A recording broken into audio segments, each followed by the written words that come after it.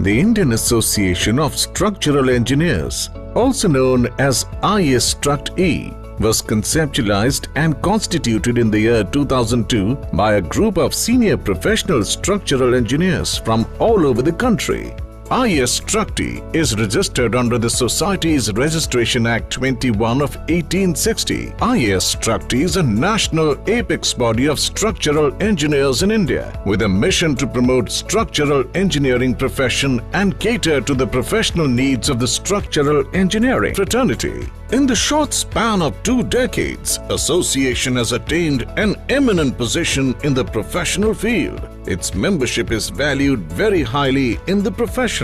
Since inception, IAStructE has been led by eminent structural engineers like late Sri Mahendra Raj, late Sri Kumar Ghosh, late Sri Subhash Chand Mehrotra, Professor Mahesh Tandon, Sri Manoj Mittal, Professor R. Pradeep Kumar, and Sri Alok Bhowmick as its president. IAStructE is a permanent member of Engineering Council of India and interacts with the government on professional and policy matters related to civil and structural engineers. To expand its reach, IAStructE has collaboration with various international professional like-minded associations and institutions like IAStructE, UK and FIB for strengthening global connections and professional exchange. IAStructE's prime objective is supporting and protecting the profession of structural engineering by upholding professional standards and acting as a mouthpiece for structural engineers in India. IAStructE endeavor to ensure that its members develop the necessary skill in structural engineering and work to the highest standards by maintaining a commitment to professional ethics and standards. IAStructE is actively engaged in organizing several continuing professional development (CPD) courses for structural engineers to help them update their knowledge and advance their career paths. It also conducts refresher courses for young and practicing engineers and student-oriented programs, seminars, workshops, conferences, technical lectures and discussions related to the latest technological advancements, and case studies are also organized regularly for members to enable them to continuously update their knowledge and skill set by interacting with the best minds from the industry. IAStructE's activities are widely appreciated and known for quality technical contents. IAStructE is also actively engaged in publishing its quarterly journal Structural Engineering Digest (SED), code commentaries, professional guidelines, monthly newsletter, and Crossfall, a unique quarterly newsletter that confidentially reports structural failures and the lessons learned from them. IAStructE's publications are becoming popular with time. IAStructE has representation in various technical committees of BIS and IRC as well. Its members are actively contributing to National Code of Formulations. In the year 2020, IAStructE started National Awards competition to stimulate interest in the structural engineering field and to promote innovative thinking and creativity. The awards are presented to the winners in recognition of their outstanding contribution to structural engineering in the categories which include Outstanding Structure, Outstanding Structural Engineer, Outstanding Woman Structural Engineer, Promising Young Structural Engineer, and Best Master's Thesis in Structural Engineering. Reaffirming its commitment to professional excellence, IAStructE launched the accreditation program in 2023. This flagship initiative empowers practicing engineers to evaluate their competencies, identify growth opportunities, and strengthen the foundation for sustained professional success. IAStructE is currently operating from 4 regional centers, namely Eastern, Western, Northern, and Southern, having its headquarters in Delhi to inculcate the professional culture and provide handholding to the budding engineers. Joining IAStructE offers exclusive resources, mentorship, and networking with industry leaders. Members enjoy discounted registration for workshops, seminars, and events, along with discounted membership of WIB, opportunities for certification, career guidance, leadership roles, and enhanced professional recognition. IAStructE has its student chapters in several leading engineering institutions as well. Membership of IAStructE is open to all civil and structural engineers engaged in structural engineering profession. Members are elected based on their qualifications and experience in different grades as per eligibility requirements prescribed in the bylaws. Each application is carefully scrutinized before electing the members. More information about IAStructE is available on its website www.iastructe.co.in.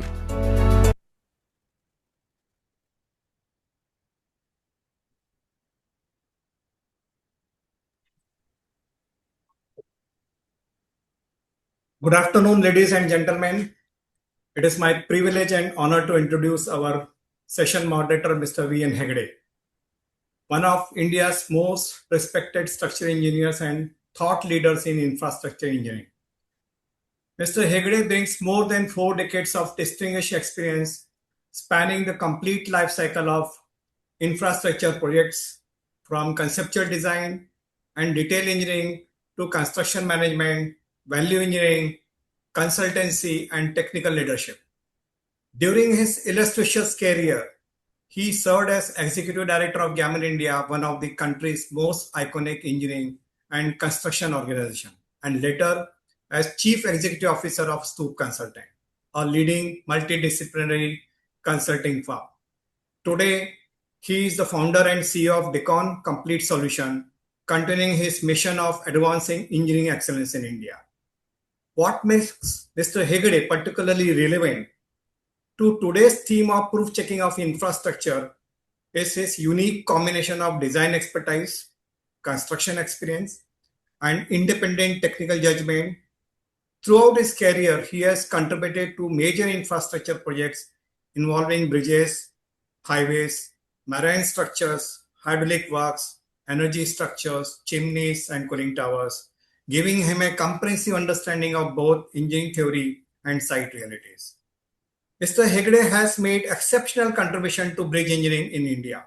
His technical work and publications on bridge design, construction methodologies, and construction staging engineering have influenced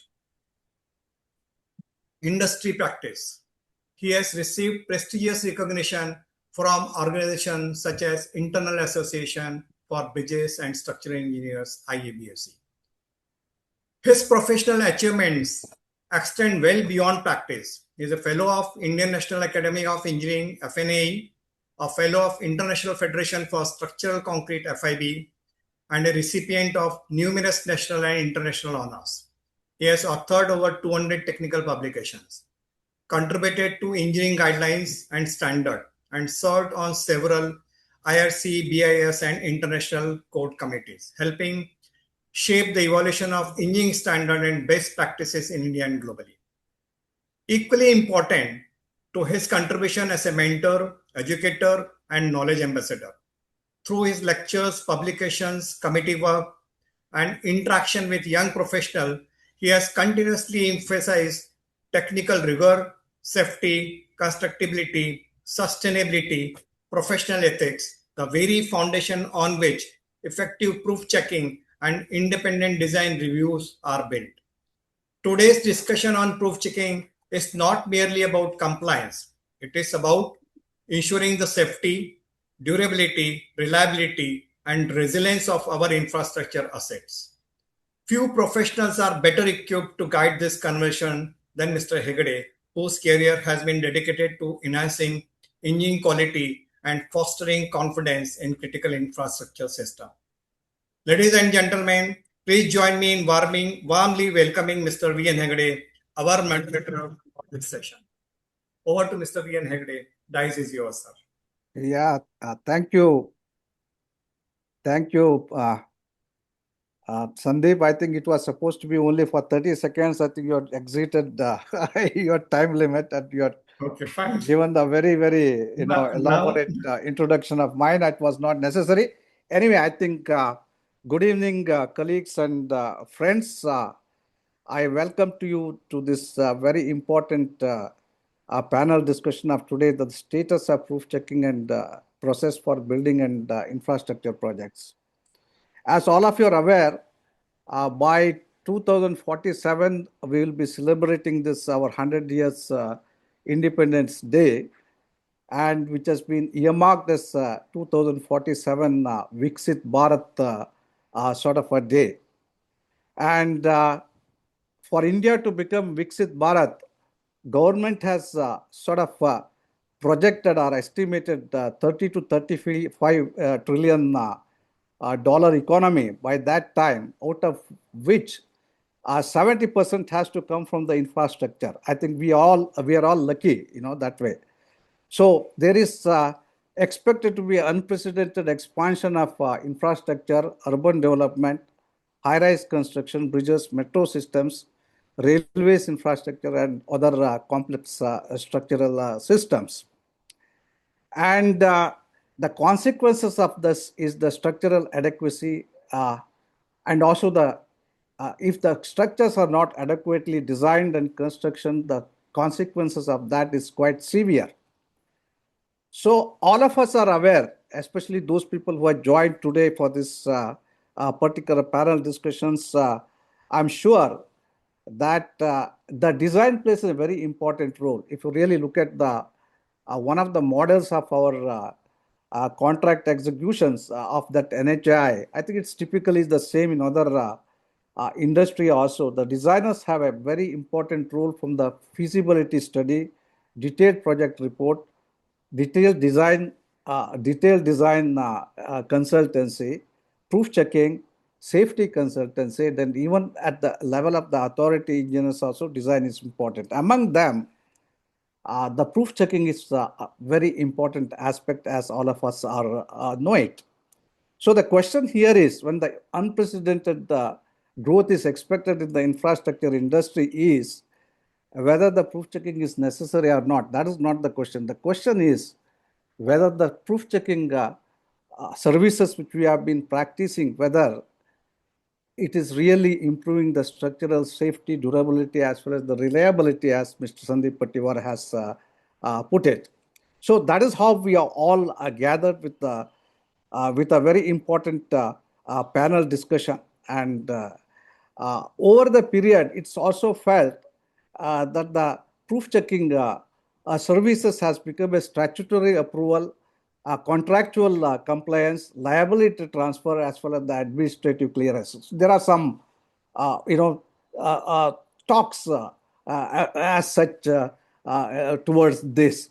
So these are necessarily some of the objectives. That is, the objectives are identify significant deficiency before the construction, challenge critical assumptions, safety and the adequacy of the structural system, and provide the independent professional opinion. That is the intention of the proof checking. But has it become a procedural compliance? That's a question we have right now. And also, our intention of today's panel discussion is really to find the answer to some of these plaguing questions with regards to the proof checking consultancy. It's a very important aspect of the design, as such as we are aware of it. What exactly should be the scope of the proof checking? How independent should the proof checker be? Who is responsible when the proof checker and designer disagree with each other? Does proof checking transfer any responsibility or liability from the designer? What competencies should be proof checker process? Should there be an accreditation for the proof checking consultants? Should the scope be different for buildings, bridges, railway structures, and other infrastructure? And also, should it depend upon the complexity of the design and construction involved, depending upon the structure? And perhaps most importantly, how do we move from proof checking as a procedural requirement to proof checking as an effective structural safety and reliability process and tool? That's what we'll be talking about today. And fortunately, we have a very wide expert panelists today in representing the industry, academia, as well as the owners, like that we have. I think you can see them on the screen and also in the flyer. And only person, Mr. R.K. Pandey, due to his preoccupation today, could not attend this. But in place of him, we have got a excellent, experienced person in Anshumali, Srivastava. I think if not equally good, I should say it's better in representing his views from the owner's side. So I have arranged this particular panel discussion in two rounds. Basically, the first round consists of two questions each to the each panelist, and where we'll be talking about where are we today. I think what are the plaguing issues which we have as far as the proof-checking consultancy is concerned. That's what we'll be talking in the first round. And the second round is an important round where we'll be discussing where should we go from here. Basically, that's what we'll be discussing in the second round. So basically what I'm going to have is the 35 minutes of first round and 35 minutes of the second round, where I'll be introducing while framing the first round of questions to the panelists in the first person. And I request the panelists to be, adhere to the, 2.5 to 3 minutes, for each questions. If they can adhere, that is better. If that is the case, we'll be able to complete this panel discussions by 6 o'clock. And also, I want to conduct a very detailed question and answer session, nearly about 30 minutes at the end of the after the panel discussion is over. And after asking the question, I may ask some of the reaction from the another panelist also on the views which has been expressed by the first panel. That's how the format of this particular panel discussion will be. I hope all the panelists are ready to go. And also I request all of you, the participants who are joined today, to be ready for the questions to be taken by the panelists. I see a very interesting gathering today. Almost around 211 people have joined. That's a very encouraging sign. In fact, almost 700 people have registered for this particular panel discussions. I also request the participants to put their question in the question and answer box. I think not in the chat box. The questions which have been put in the chat box will not be taken for the question and answer session later. I think I've made hope that I've made all this housekeeping requirement very clear to all. And with this, we're all set to go for this panel discussion. I think, is that okay? I think, Sandeep, we're all set to go for the panel discussion with this opening remarks of mine. Yes, sir. Okay. You are doing very well already. Thank you. Now, I will go by I have a strategy here. I've already jotted down my questions. I'm going to ask this question with a particular sequence of the questioning. And Alok, I think I'll come to you first. As a chairman of the Indian Association of the Structural Engineering, also here, you are a very eminent bridge and structural engineer with over 43 years of experience, and you have been facing the proof-checking consultancy from the various sectors, whether it's from the academia, whether it's from the practicing other consultancy firm, and you have an extensive experience in that. And also you are a fellow of National Academy of Engineering, serving on the Bureau of Indian Standards and IRC codes. So the code making and the standard making experience also you have, in addition to more than 100 papers to your name. And also you are also a FIDIC certified consulting practitioner. And that also,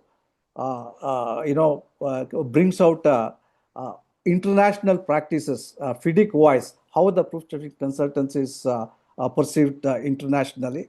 And not the least, you are being the recipient of many awards, among them the S.P. Joshi Memorial as well as the S.D. Limaya Awards are very known awards. I would like to start with you, by asking you about the purpose and the effectiveness of the proof checking consultancy services. From the perspective of the practicing structural consultant, what do you see as the primary purpose of this proof checking today? And is it actually improving the quality and safety of structural designs? And has it become a professional, like some sort of a procedural approval? One more, yet another step in getting the approval. What is your opinion so far as existing the purpose and the effectiveness of the proof checking is concerned? Yeah, thank you, Venkat, for bringing me here, inviting me, and also starting this panel discussion with me. So basically, what you are asking is two things. One is, what is the purpose and objective of proof checking, whether it is satisfied in today's scenario, and what is the effectiveness of it. So basically, purpose, of course, is threefold, I would say. Firstly, it is basically to avoid any inadvertent error which the designer may sort of get into the calculations, design, detailing. So basically, it is a second level of confidence it gives. So that is the purpose. Second purpose is, you can reduce the risk by providing this extra protection by adding confidence to the stakeholders, all the stakeholders, whether it is a contractor. Mostly nowadays, the contracts are all EPC or HAM mode, where contractor is primarily responsible. So in a way, you are also helping the contractor, the client, to avoid any failure or any distress. Another, thing worth considering here is that this added confidence is at an insignificant cost. The cost of proof checking in terms of the total project cost is absolutely insignificant. So therefore, if the intent is to ensure, to add confidence, to reduce risk, then the cost is insignificant. And in reality also, we have seen people are quoting abnormally lower rate, even less than what they are expected to quote. But before I get into the effectiveness, just I would like to say a little bit about the background, historical background of this proof checking. It all started way back in 1970 in UK, when there were three bridges which failed around 1970-71. One bridge in UK, one bridge in Australia, and another third bridge in Germany. And I mean, they collapsed in a very reasonably small time gap of about 1.5 years. And UK, they came out with a commission of inquiry, which is called Marison Commission. And Alok Marison is the person who were the chief of that inquiry commission. And in his recommendation in 1972 or 73, I don't exactly remember, this concept of proof checking came into existence, and thereafter it was spread across the world. Now it is very interesting that these three bridges are in three different countries, but the inquiry commission was by UK. The primary reason is all the three bridges, the one common factor was the consultant, which is a British consultant. So therefore, the government of UK thought it prudent to sort of field this inquiry, and this was an excellent job done, the base work. So that was the basic idea. Now, whether it is effective in today's scenario, unfortunately not, because the culture of proof checking and practices these days has lost its very purpose and objective. The spirit with which the proof checking was initiated way back in 70s, and even in India, I think in 87, 88, 90s, early 90s, and even in 2000, 2005, 10, the proof checking, the quality of proof checking was quite good. But of late, it has deteriorated significantly. First and foremost, deterioration is in the basic fundamental of appointment of proof checker itself. That is a flawed in today's scenario. The client expects that the contractor will appoint a proof checker. That is a fundamentally an erroneous, concept of appointing a proof consultant.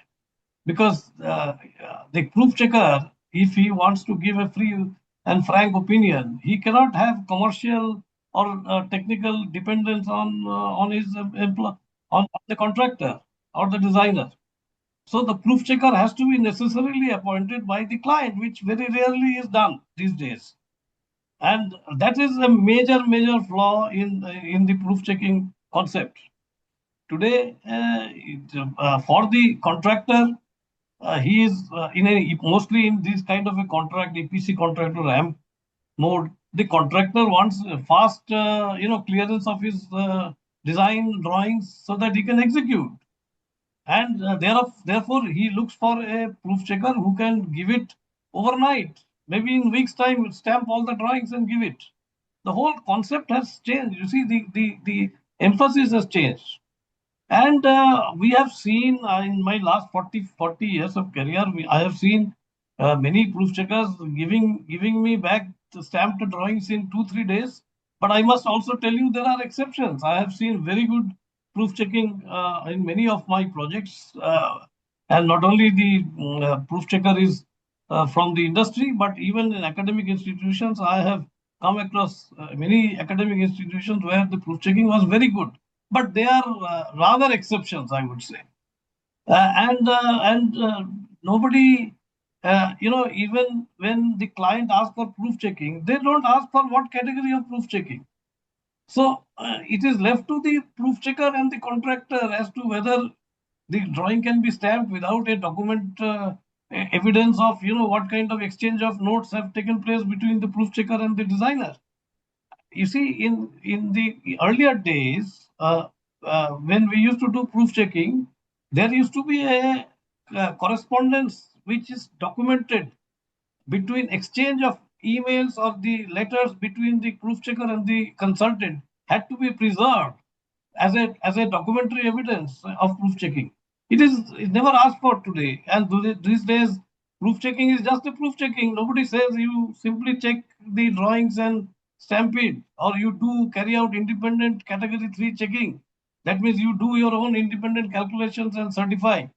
These are, the time to be put by the proof checker and the fees that he has to get, and the confidence level with which the designs and drawings are to be proof checked. It all depends upon the nature of proof checking, and that is rarely defined these days. And all these points have been very well addressed in 18299, and I think Manoj will talk about it.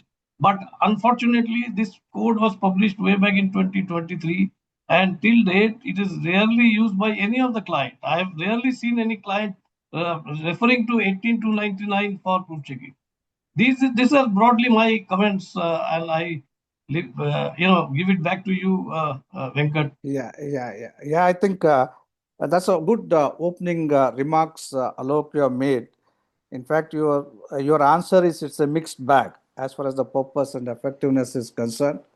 And also your answer seems to be that, there are ways and ways of proof checking being done in various degrees of effectiveness. And also, if you talk about the purpose is the safety and the reliability, I think even the proof checking which has been going on is to the various degree. I think that also you have highlighted some of the issues which like the fees being finalized by the contractor himself and those sort of things. And I think maybe that's in the infrastructure, like transportation sector. We'll have to hear from other people in the other sectors also what is the practice over there. That may be in one sector that practice may be there, that may not be there. So it's a good opening sort of a remarks which you have made. And can you just explain, like that when you are doing a detailed design consultant, working as a detailed design consultant, and you have some sort of a relationship within the detailed design consultant as well as the proof checking consultant. And what is the status of this relationship between this proof checker as well as the designer at this point of time in the industry? What is your experience on that? See, again, I have a mixed reaction here. Yeah. It all depends that who is involved in the proof checking or in the design.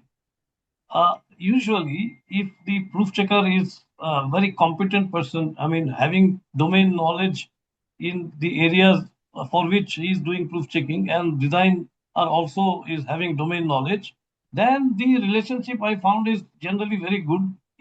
Both the teams respect each other, and this is what is a very healthy method of proof checking. And I have come across many such projects where there is a mutual respect and it is done pretty well. But in majority of the cases, unfortunately, we find that the proof checker is not as competent as the designer, or vice versa. In both the cases, everyone, both the agencies will try to defend themselves without very solid technical background, and in the process there is a heart burning, and relationship is spoiled. Both the teams will start complaining to their respective clients as to why. For example, in one of the case, I will not name the. There has been a fight going on. Why the proof checker is demanding the soft copies of Excel sheets and the softwares from the designer to do the proof checking, and the designer is refusing to give, saying that why you are supposed to do your own proof checking based on your own methods. I mean, the Excel sheets are prepared, with a lot of effort goes in preparing the Excel sheet.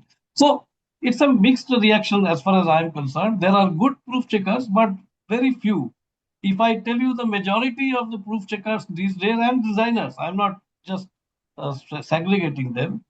They lack competence. See, as what 18 to 99 says is that the designer, the proof checker has to be having more experience and more competent than the designer in any setup for a given project. And this basic fundamental requirement is violated, I think, in many projects. Yeah. What in principle you are saying is that the relationship it depends upon the clarity in the agreement. What sort of proof checking has to be done between that clarity is not there. Perhaps I think that the 1899 proof checking services code which you are talking about may bring in some clarity. Over the next course of discussion, we'll have a discussion on that and we'll come to that. Now I'll go to the next to our client side persons, like starting with Mr. Ravindra Kumar Goel. Goel Saab, you are an IRSC officer of 1998 batch. You are a distinguished railway bridge engineering expert, have an extensive experience in design, construction, maintenance, and also have contributed immensely to the RDSO guidelines and the IRS Steel Bridge Code and landmark projects, including the Chenab and Pamban bridges, have your touch of grace. And right now you have been working as an advisor to the RITES. So with this experience of working with the owners, I would like to ask some questions on what exactly the client's requirement are, and what exactly the the project delivery schedules. Are there any problems? To start with, I would like to have your opinion from the perspective of a major infrastructure owner, such as railways. what does the client actually expect from proof checking exercise? What do you expect from that? Is the expectation technical assurance or a regulatory compliance? Is it expectation is the risk reduction or ultimately transfer of responsibility from the client to the somebody else? Is the reject, like the recent circular of Ministry of Railways that is on 31/7/2025 proof checking, is intended to address some of these issues, I think if you can throw some light on the requirement of the clients, keeping this circular also in my mind, I think that will be helpful for taking this discussion forward from the client's point of view.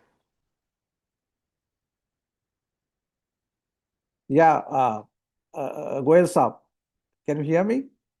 You have to make yourself unmute. Yeah. It's okay now? Yeah, it's okay. It's fine now. Okay. So first of all, thank you very much, Venkatram, for inviting me for this panel discussion. It's my pleasure to be in the company of so many learned people. And your question, what does the client really want? Actually, this answer is not so straightforward. It all depends upon the client. What type of client do you have? And railway, if you see, railway is a big organization. Indian Railways has now about 18 zonal railways, including the new one at South Coast Railway and the Metro Railway, Calcutta. So there are different types of officers working in different construction organizations. Not all of them are at the same level. As Alok has said very rightly, it all depends how much domain knowledge the proof consultant has and how much domain knowledge of the design the client has. That also makes a lot of difference. So, as far as Indian Railway as a whole, as a client, if you want to ask what does we need, so definitely being a national carrier of this vast network of Indian Railways, we give a very high emphasis on safety. And bridges, they are a safety critical asset, So nobody can take this important job very casually. So our emphasis is on sustainability, safety, and quality, and easy constructionability, and as well as the structure, whatever we are making, it should be easy to maintain. Tomorrow, there should not be frequent breakdowns needing the attention of the management to intervene and give maintenance inputs. So considering all these things, it is very important for us to have a structure duly which has been designed with due diligence and which has been checked by an independent consultant by making a separate set of calculations and then examining the detailed designs and the connections with respect to various codal provisions that we have laid down. So considering all these aspects, a need was felt to issue some sort of common guidelines so that the people who are not having enough domain knowledge, they can also follow at least the bare minimum laid down instructions in the procedure and ensure that the finally designed structure is a safe and sturdy from all considerations. So in nutshell, the requirement is safety, sustainability, and proper maintenance, and easy to construct by the people who are doing the execution job. Yeah, that's a good point. I think you have made.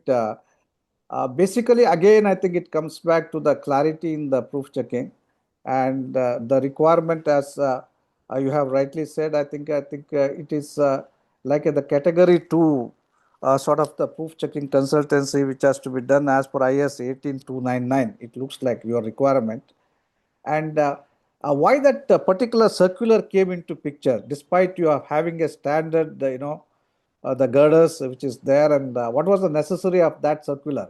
I thought the standardization, Yes. standard drawings was prepared by the railways to avoid the problem in the proof checking, and the project delivery is faster. And is it because in non-standard, bridge girders, basically there was an issue of the proof checking, and because of the differences between the proof checker and the detail designer, the project delivery was taking more time. Is it because of those circulars came, or what was the intention of bringing out those two circulars which I asked you earlier? Yes. So actually, we had issued one circular on 31st of July 2025, and before that, another circular was issued in respect of use of only standard spans in superstructure. That was dated 18th of October 2024, which was issued on 26th of October 2024. So normally, Indian Railways has its own design cells and a standard organization, that is RDSO. So that used to give a kind of mentorship to the zonal railways in case of any doubt on the interpretation of codes and the processes of design. RDSO used to guide the people in the zonal railways. But as you know, in the last 15 years or so, we had a lot of construction activities going on, particularly in the field of ROBs and RUBs. And all other railway network also, there is a lot of expansion going on in the form of new lines, doubling, tripling, and quadrupling. So many new type of bridges are also coming up. So when a new type of bridge come up, the design has to be a non-standard. And the people who are working in the railway design cells, they find it difficult to devote enough time on doing the R&D on such projects. So they need the assistance of outsiders. So then we go for the consultants.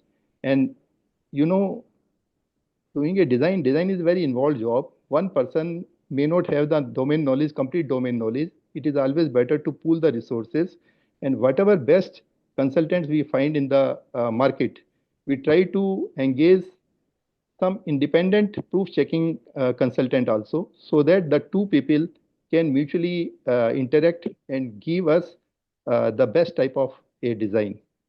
So uh, in the case of open web girders, in one of the cases, found that one of the non-standard design was done, but it was proof checked by some institution, and there was very casualness in the proof checking which was done by the agency, and the fabrication was done, and even the fabricated members, they were having some defects which were proposed for rectification, and those rectification drawings were also put up to the concerned chief engineer for approval, duly proof checked by the same agency.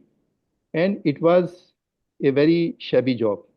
And the girder was to be, after erection, girder was to be removed from the position.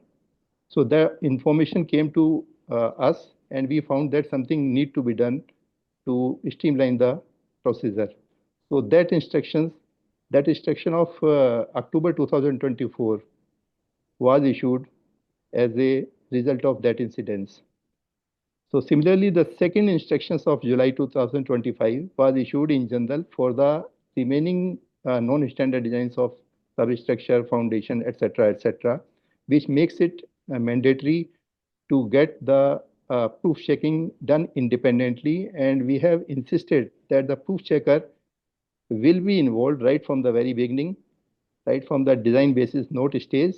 They will first deliberate about the various parameters, design input parameters, which has to be taken for the design. And once that is finalized in consultation with the client, then only the analysis work will be started by the consultant.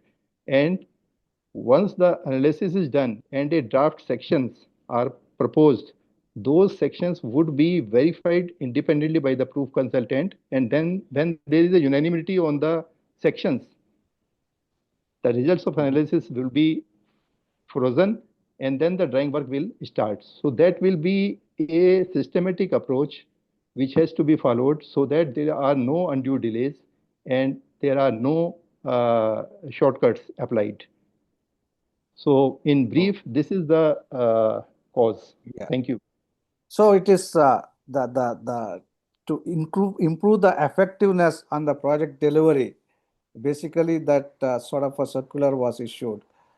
Now, what I understand is it's a relationship between the proof checking consultant as well as the design consultant, and also the competency. I think the way you explained the competency of the proof checking consultants, also you, in a way, you have explored. I think the proof checking consultant also have to be competent, and you also explained that, like the constructability, construction methods and detailing in terms of the fabrication and erection, also there should be the knowledge of the proof checker. Otherwise, I think there could be a problem. I think that's what in nutshell you seem to have explained. I think we'll discuss that in course of the group discussion, panel discussion further. Like that is very well said, Goel Saab. And now I'll come to this another owner. I think Mr. Anshumali Srivastava is there with us. Srivastavaji, you are an accomplished technocrat, backed with almost more than 30 years of strong experience, that too end-to-end leadership in infrastructure and highway space, from completed the civil engineering from IIT Roorkee, and you have done FMS from Delhi in 2001 also. And most important thing is you have an executive MBA from MIT Sloan, USA in 2022, as I can see. Your executive leadership in terms of end-to-end project experience, from project preparation, procurement, contract execution, arbitration, and court cases, I think makes you an important owner in participating in this panel discussion. And also you have delivered more than 4,000 kilometers of concrete roads within 4 years. That is from 2016 to 2020. As I remember, in Maharashtra, that's a feat, in my opinion, not achieved even in the developed countries as on date. And you have received a lot of appreciation continuously from 2016 to 2021 from our Minister Nitin Gadkari, that is the Road Transport and Highways, for your excellent work here. I think we are very lucky to have you here to give your explanation. I'm just going to ask you, like this, many of the panelists have been doing the proof checking, detailed design, as well as the authority jobs for the NHAI as well as the ministry, and you are a part of it, and you have a lot of experiences. I would like you to make your observation on the proof checking status on the highways and bridges, and does it have a different risk profiles compared to that of the other building sectors and the infrastructure?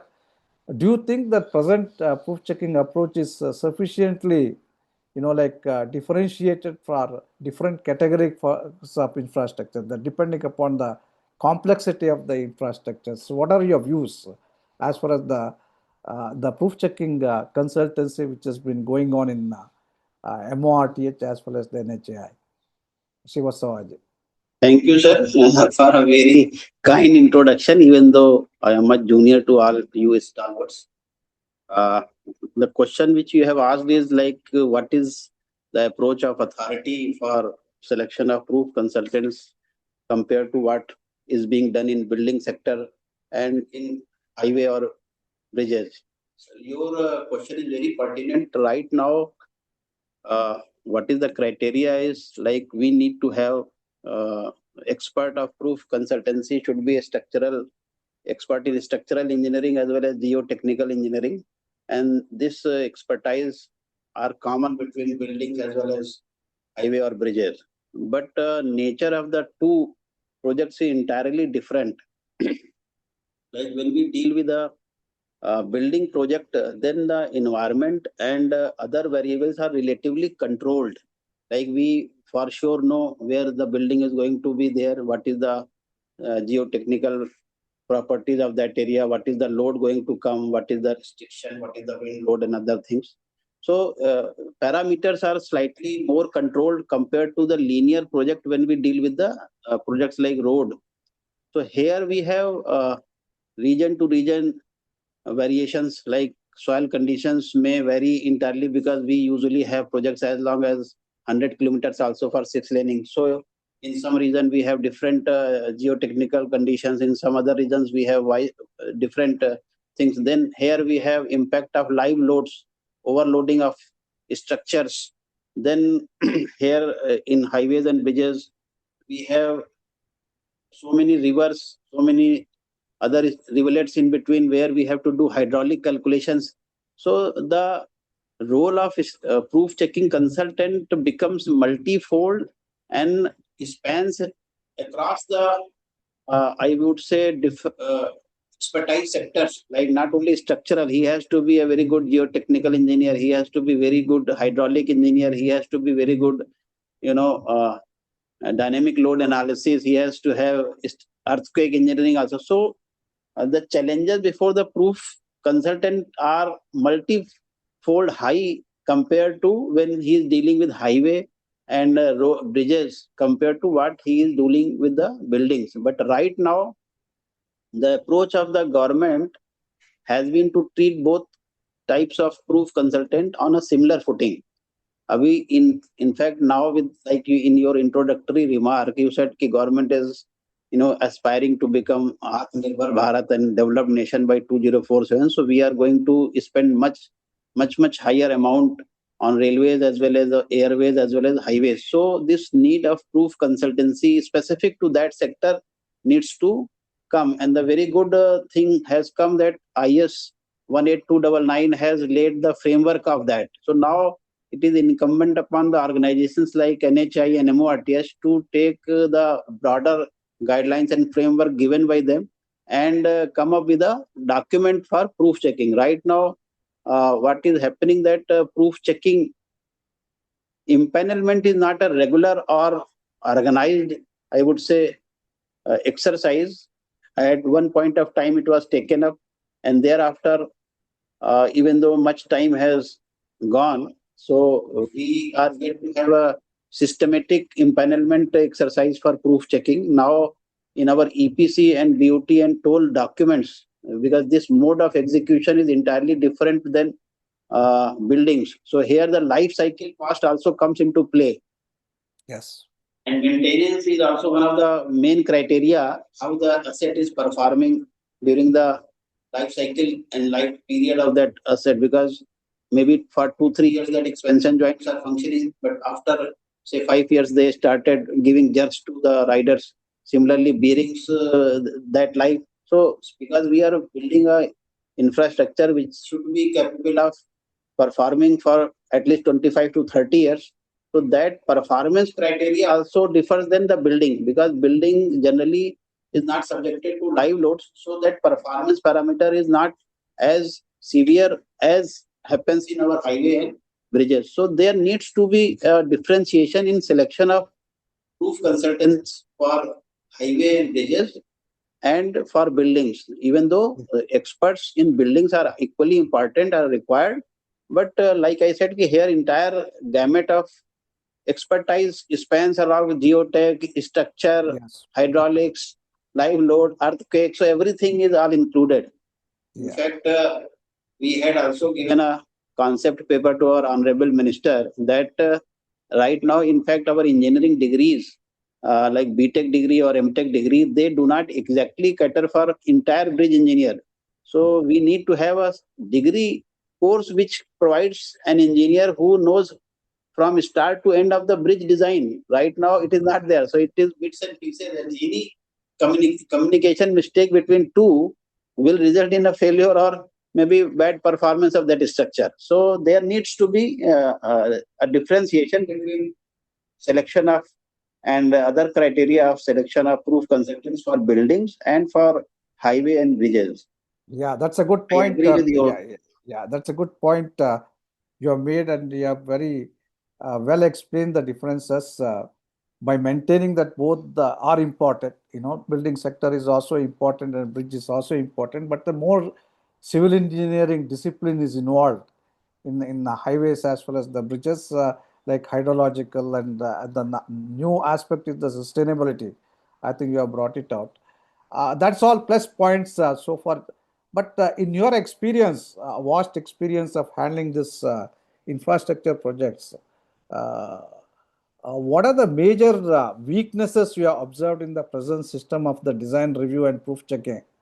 And if you want to change something in that, I would like to pointedly ask you, what are the 3 things you would change in the proof checking practice which has been going on right now in the infrastructure? Because many of the consultants are here.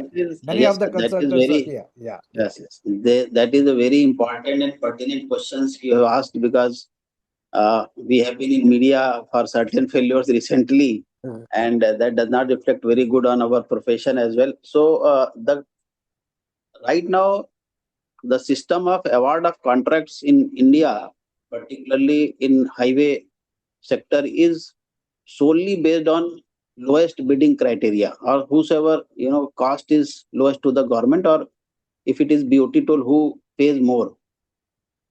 That aspect, and when we introduced EPC, BOT and HAM mode of operations for our projects, then in a very good and broad sense, we have given very high level of flexibility for design to the contractors and concessionaires, that they are allowed to utilize any new technology which has performed anywhere in the world. So even though they may not be entirely captured in our existing codes, so they can utilize new technologies also.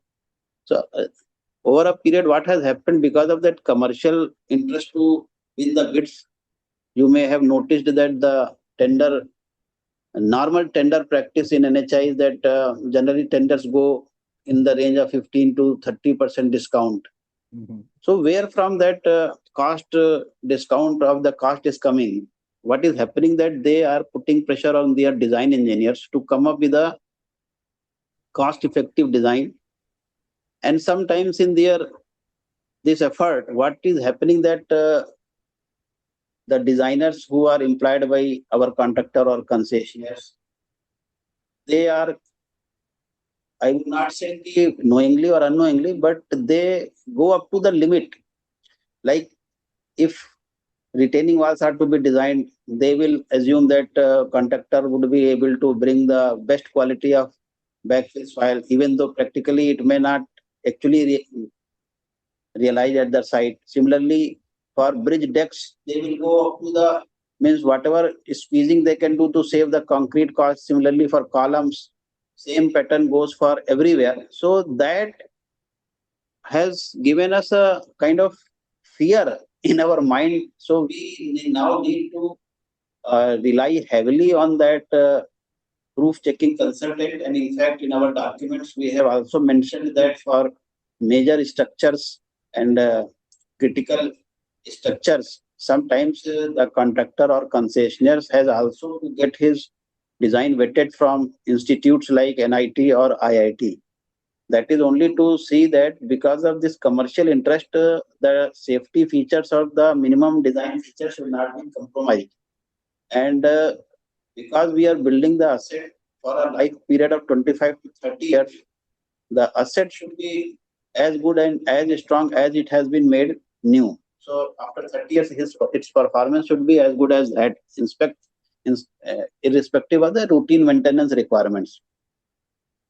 And of late, we are finding that many of the new structures which have been constructed not within 10 years also, they are finding it that some kind of defect has come in the deck slab, or maybe that bearing has failed, or maybe RE wall panels are coming out. So these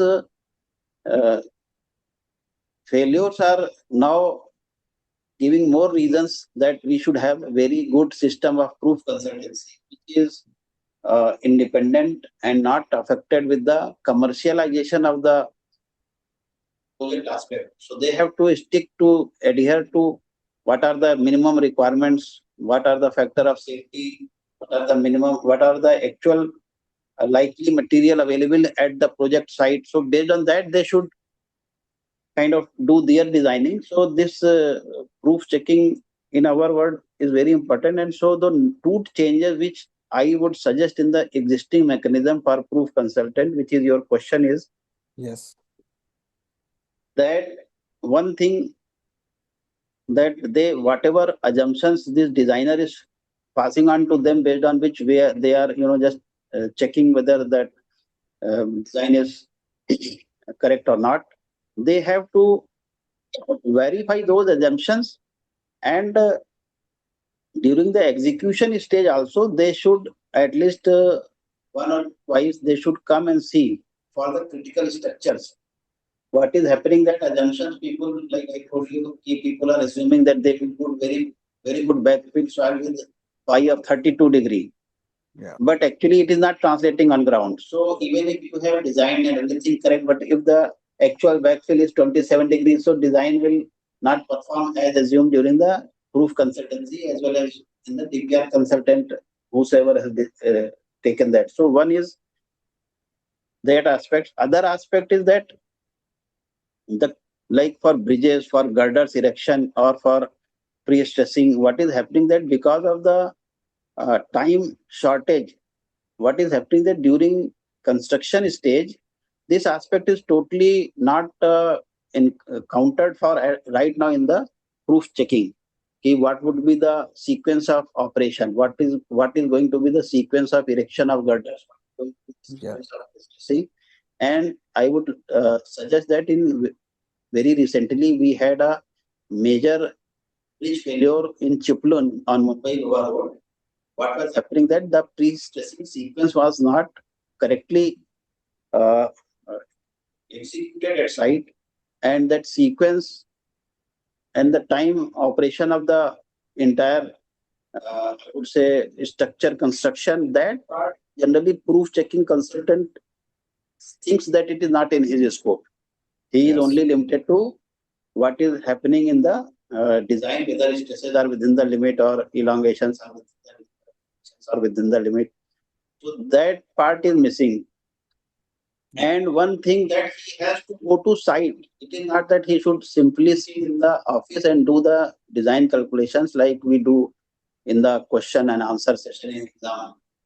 I would say that in one of my project, the designer failed to provide one critical information to the proof checking, and very high level of institutes were involved in that. He failed to convey that this bridge is in gradient, like it was a viaduct going to a tunnel. And the designer in Hyderabad and the proof checking in Mumbai, they both designed assuming the bridge is perfectly horizontal, there is no gradient. And when this whole thing translated into operation at site, and when the slab was lifted, it started slipping.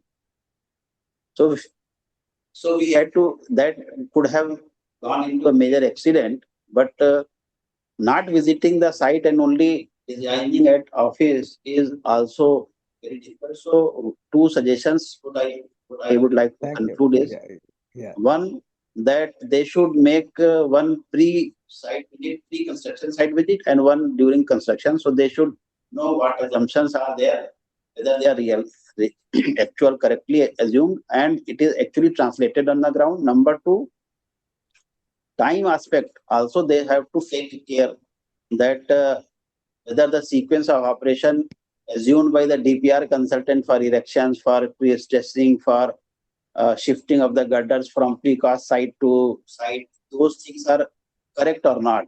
Because right now more and more precast segments are being utilized for saving the cost, quality, improvement and time safety. So this time aspect has to be included in the scope of work of proof consultancy. This is, I would suggest. Yeah, well, Anshumali Saab, I think that's a very elaborate and you have made a very important points, and also you have explained very clearly, like that the designs are straight to the limits. But in some cases, when the designs are straight to the limits, I think perhaps the quality of the construction may not be, equivalent to that of that. You are not saying anyway the design is compromised, but I think it is not, in consummate with the site execution. That's what exactly you are trying to say. And also, I think where you are coming is that the proof checking consultant should also know the construction methodology, temporary structure design. Presently, I think that is not in their scope of work. That's what they are saying. I think that needs to be sort of included. And that's what you are saying. I think we'll come back to that later when we are discussing the way forward, how do we go about it. Thank you very much for your valuable suggestions. I think the next I will come to this Mr. Manoj Mittal Saab, who was involved in the code making. That is the IS 18299. I think IS 18299. And Mittal Saab, welcome here.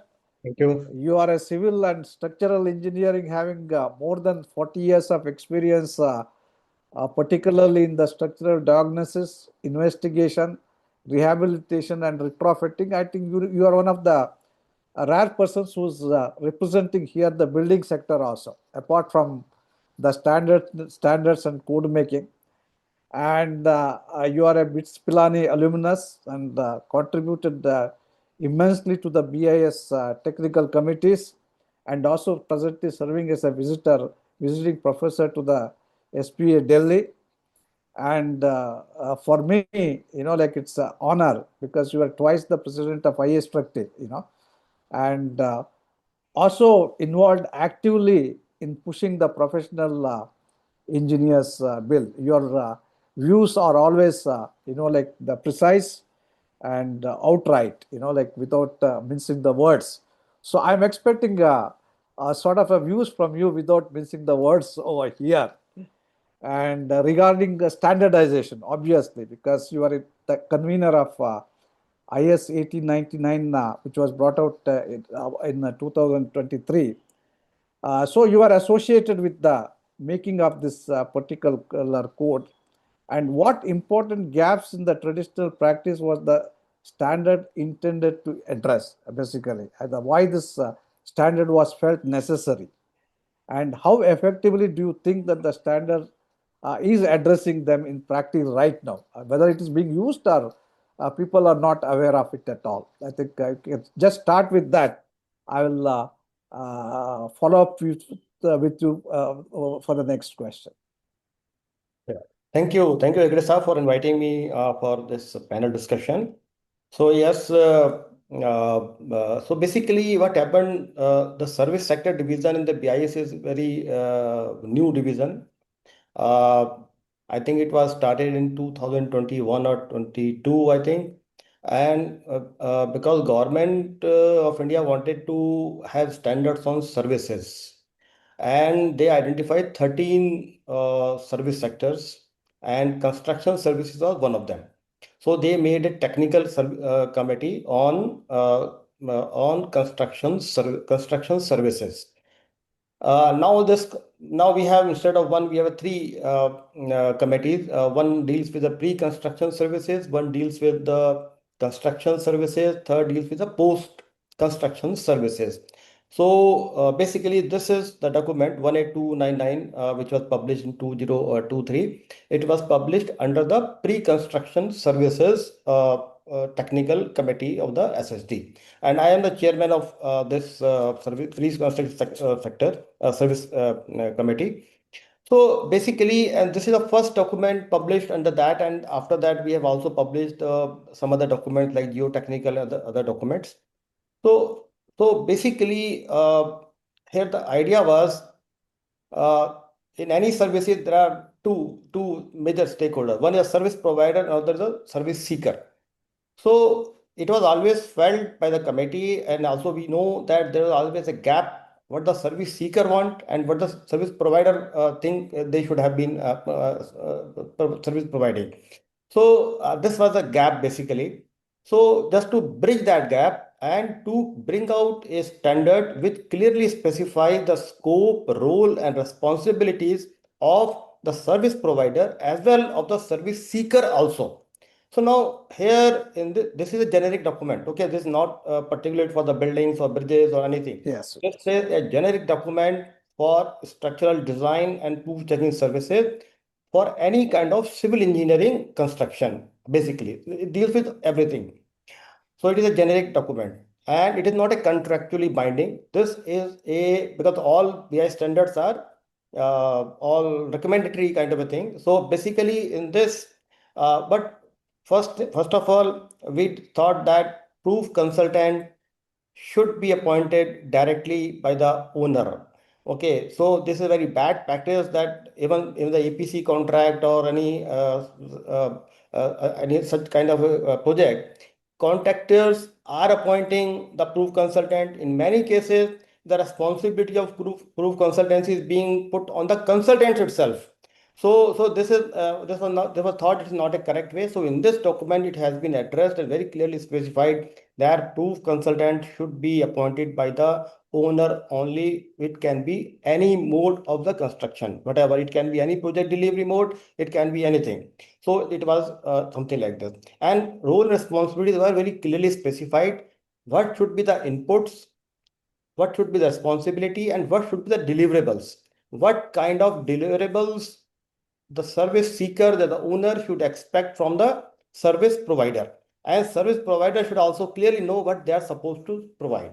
So it has a comprehensive list and everything is documented properly. And I think many speakers have already said, Yes. this document also clearly specified there can be two categories of proof checking. So it depends upon the nature of the project and the owner's requirement. So based on this document, owners and proof checkers can enter into an contract agreement based on this as per the project requirement, and they can do the service basically. So this was the basically idea of this document, and this also specify who can deliver the service, who can be the proof consultant for which kind of work, what should be the essential qualification. So now here the qualification competence has been specified for the team leader, because there will always be a team. And Yes. one more concept has been introduced in this document is many of the time the structural design services are provided by the they are not appointed directly by the owner. They are also appointed by the architect or some other main consultant. So we have also specified a term called CDC, Comprehensive Design Consultant. So owner can appoint a CDC, and the design consultant, the PDC, can be part of that. So that is also specified. But in any case, the PC has to be appointed by the owner itself. This is, and it is also written that it is also possible that the proof consultant can be the owner also. The owner can also be the proof consultant in some situation if it's required. So it is also specified. Now there are the two categories I just want to highlight, Heggade Saab.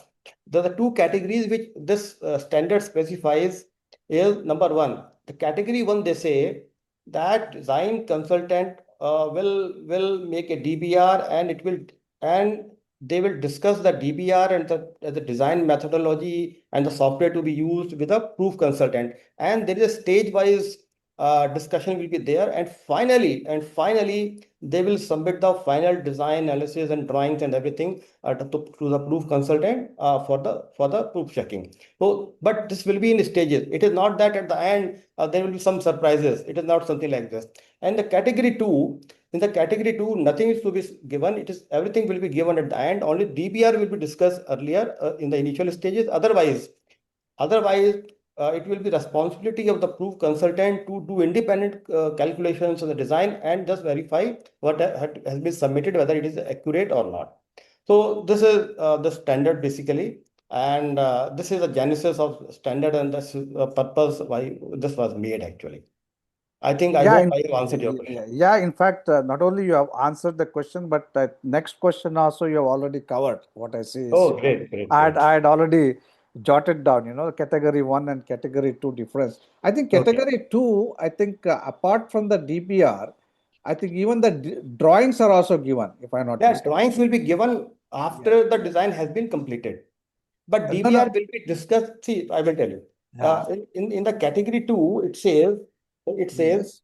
the PC and PDC, that's the proof consultant, and the PDC, the principal design consultant, shall discuss and finalize a mutually agreed DBR, including conceptual structure systems and schematic drawings. This will be discussed initially. After that, Yes. a design consultant will do the independent design, everything. He will make the drawing completely, and then he will submit the drawings, final drawings to the PC, and PC will make their own calculations and whatever based on their own software or whatever, and then they will do the checking. Yeah. So So this is thank Thank you. I think you have given a lot of clarity as far as this IS 18299 is concerned. I think it's a very welcome step. Yeah. I'm sure those people who have been participating will have a look at that particular code now, which is in fact it is from the BIS, and the BIS codes are always free. If you have to become some sort of have a login ID, and all the BIS codes are free. I think it's freely available for They can be download. downloaded on the website. Yeah, it can be easily And also, downloaded on this the is the website. standard. This is standard not only for the proof consultancy. This standard is a structural design and proof checking consultancy services for structures. So Yes. basically, because these are related services, so they have been dealt with in the same standard only. So with that, I think I will come to this academia now. I think I'll first come to Dr. Yogendra Singh. Dr. Singh, we are very, privileged to have you here among us. You are a highly regarded and a well-known professor in the Department of Earthquake Engineering, IIT Roorkee, and also you hold the Railway Bridge Chair, if I am not mistaken, presently. You have the experience in seismic design, structural response, vulnerability assessment, retrofitting, and seismic safety, and your contribution in earthquake engineering through research, consultancy, and professional practice has been highly regarded in the country, as I know that. And also you have been involved in the proof checking of some complex structures, including the steel composite extradose bridge. That steel composite extradose bridge is not so common. Normally, all these extradose bridges are the concrete extradose bridges. So, in a way, you are sort of pioneering I think designer whoever has done, and also the proof checking such structures. Naturally, there will be something which is not time tested in this kind of structures. A lot of in-depth knowledge is required. So which is steel composite extruder, which is a rare what I can see here. I think with this background, I would like to question you on the technical depth and aspects, as well as the competence and the accreditation requirement aspects. From your perspective, that is the research perspective and the academic perspective, Dr. Singh, what should constitute a technically rigorous proof check for a complex structure like what you have been doing? And also, is checking the calculation sufficient, or should the proof checker independently question the structural concept, load path, modeling assumptions, robustness, as well as the failure mechanisms? I think, what are your views on that? Dr. Singh. Thank you very much, Heggade sir, for the nice introduction and inviting me to answer this very important question. So, I got the privilege to work in three industries: buildings, bridges, as well as dams. And that's how I came across to have a first-hand experience of the practices being followed in the three industries. Coming to this question of proof checking, what do we mean and what type of rigor we expect in proof checking. So in our industry, this can be understood by the different synonyms we are using for proof checking. For example, peer review is one word, and that has a particular connotation, what we mean by peer review. We have vetting. So sometimes we call it vetting. And there is also a very common term. I wanted to refrain from using that, but that is being used, stamping. So that's also a synonym to proof checking. And that shows the whole range, what we expect from proof checking. When we are talking about the code 18.2.9, there also I'm not very clear when we are talking about this type 1 and type 2.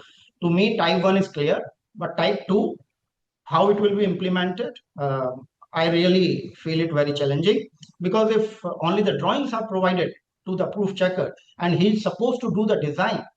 So to me, proof checking means not only checking the calculations, or sometimes people, just now also I saw somebody has raised this question, that should the proof checker check the calculations also? I mean, reverse question also is there. So to me, proof checking is like we do in publishing industry. I had some experience of that industry as well. So proof checking in publishing industry, it is right up to the comma and full stop. And at the same time, it is also questioning the author also, that whether he means that or not. When we come to our design is not a perfect science only. It is also an art. And as a result, there is not a unique solution to a problem. And the designer, for that matter, has some freedom. That freedom does not come to the proof checker. Proof checker cannot implement his own ideas on that project. So the designer has more responsibility, the designer has more freedom. And proof checker's role is to find if there is any lack of robustness or any problem conceptually or calculation wise in that whole concept which the designer has presented.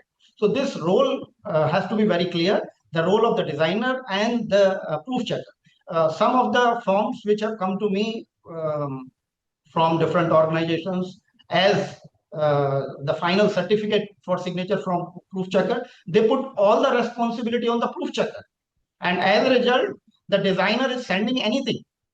Some of the designs, and those designs have been done by very reputed companies, they send anything. If it goes through and stamping is done, it is fine. Otherwise, it is the responsibility of the proof checker. So that is another extreme.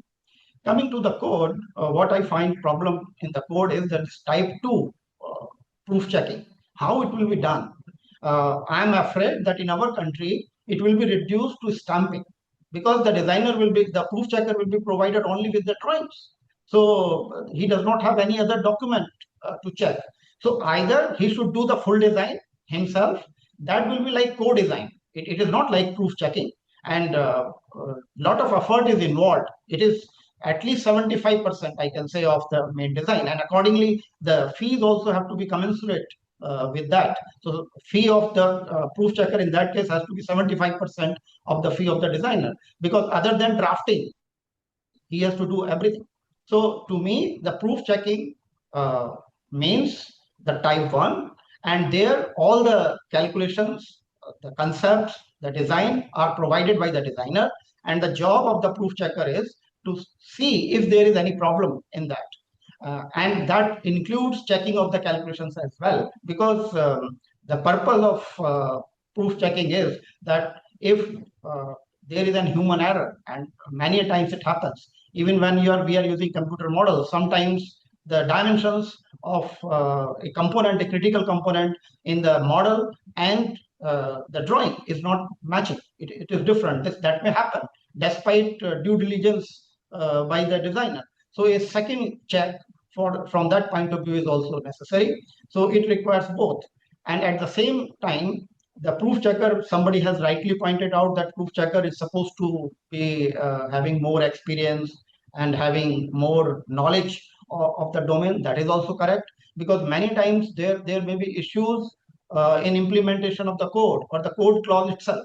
we have to also understand that design is not, this is another problem which I have faced in the industry, that design is also not code by code, clause by clause implementation of the code. It is beyond that. Sometimes there may be issues even with some of the code clauses. So there also a decision is to be taken by the proof checker and the designer together. So that is the spectrum which is expected from the designer, and the contract or the code should try to define this role of the proof checker as precisely as possible. Thank you. Thank you, Dr. Singh, for that, insightful comments on proof checking consultancy. You made a couple of very important points. What I can see is, I think Manoj, Mittal, and other people who are there in this committee of IS 18299 can look into that. I think the aspect which you have made about the category 2. Category 2, what you feel is basically that is not implementable, right?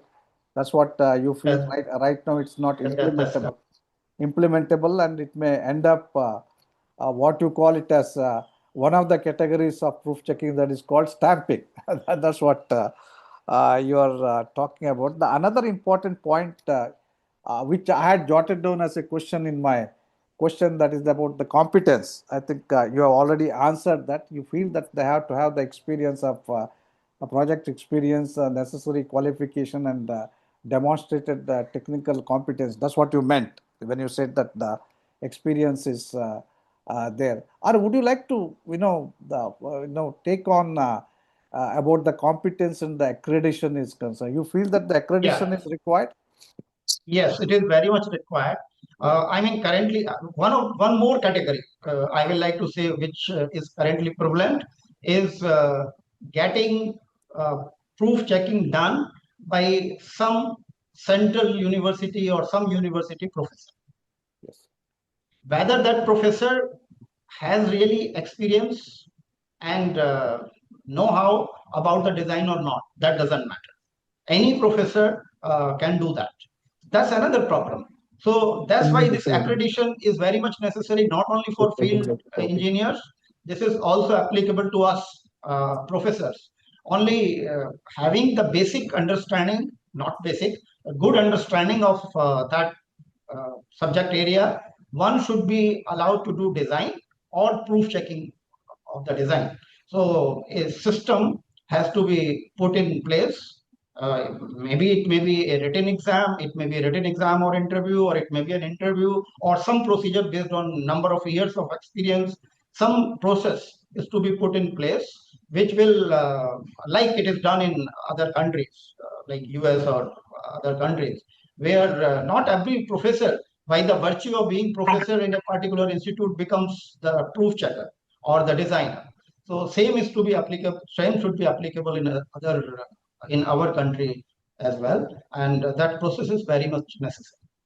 That's an important point you are making, Professor Singh, because right now the requirement is it is just said that the IIT or NIT or some institutions, the requirement is just to get an approval from the IITs. As you rightly said, perhaps it's necessary for us to also specify those professors from the IIT who is doing the proof checking should be having the necessary qualification, expertise, and the competence. I think that somewhere that's what you are highlighting.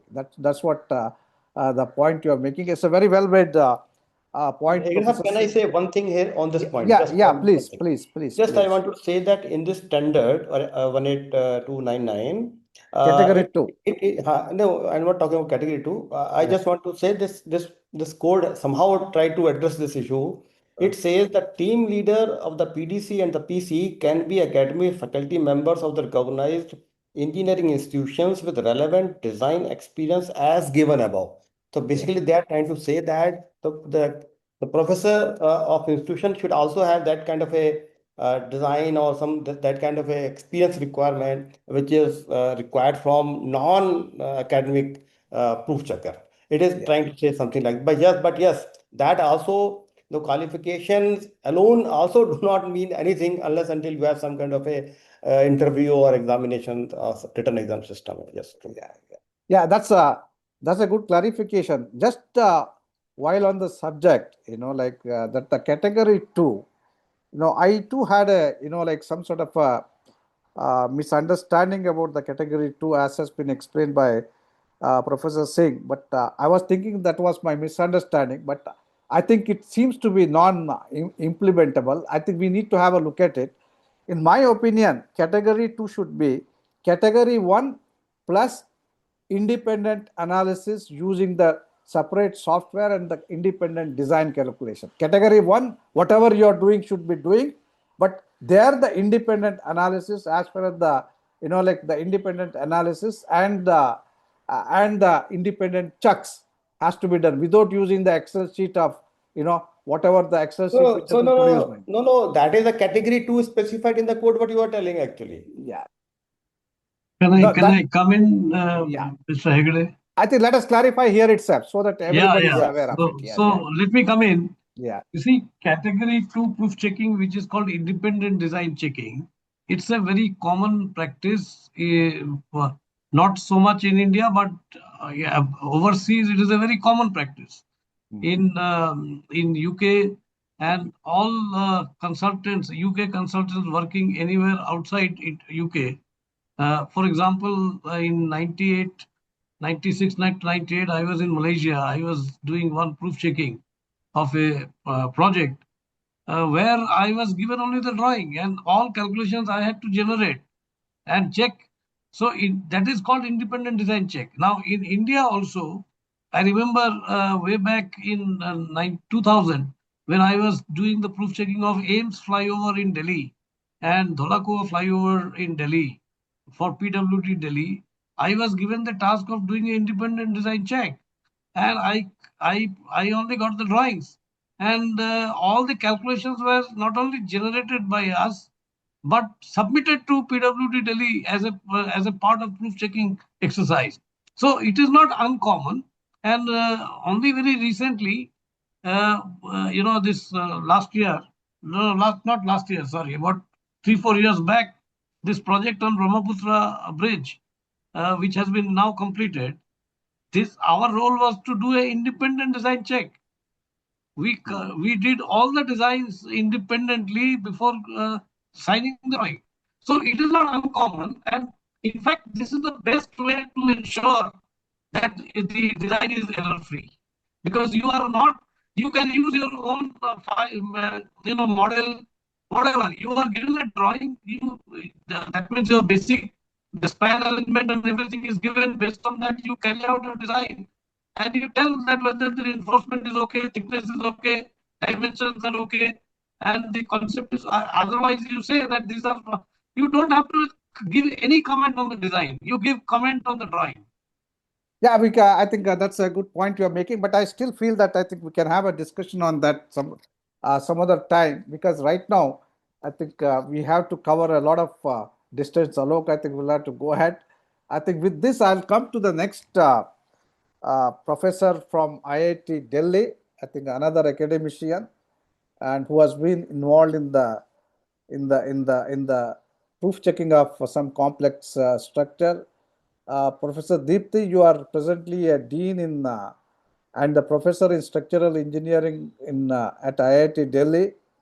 Your expertise spans performance-based earthquake engineering, seismic assessment, structural testing, vibration control, composite structures, as well as the seismic strengthening.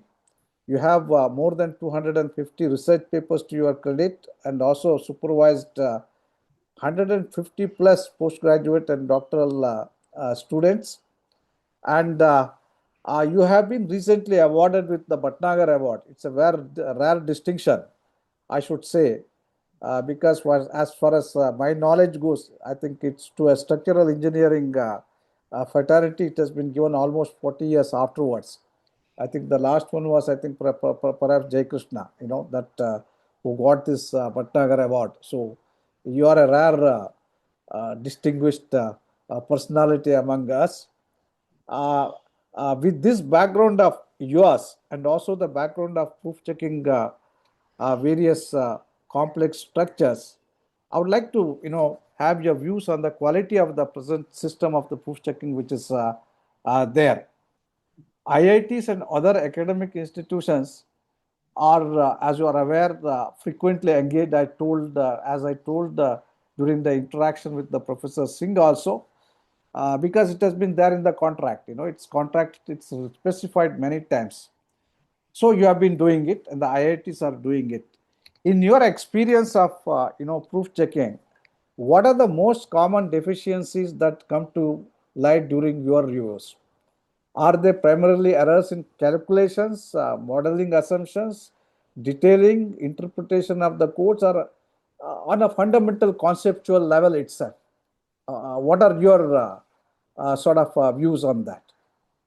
What are your findings? Yeah. Thank you, Heggade, for giving me a chance to be part of this expert panel.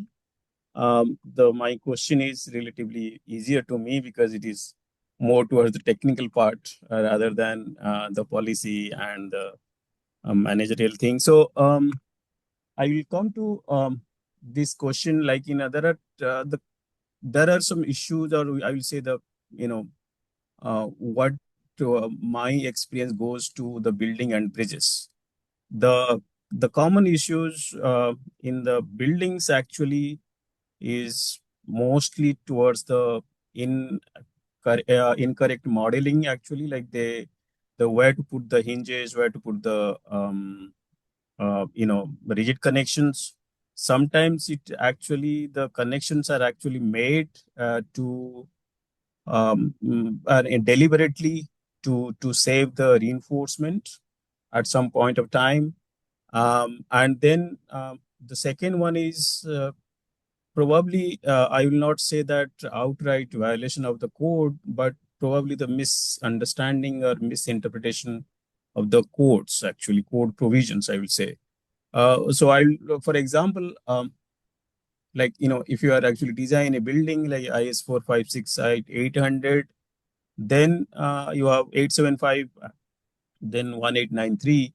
So there are load combinations, and if you go to the bridges also, the IRC load combinations are there, and then mixing with the Bureau of Standard load combination at some point of time. So this is related to the load estimation, what I have seen as far as the common issues are concerned. But which is common to the most of the proof checking I have seen is the detailing.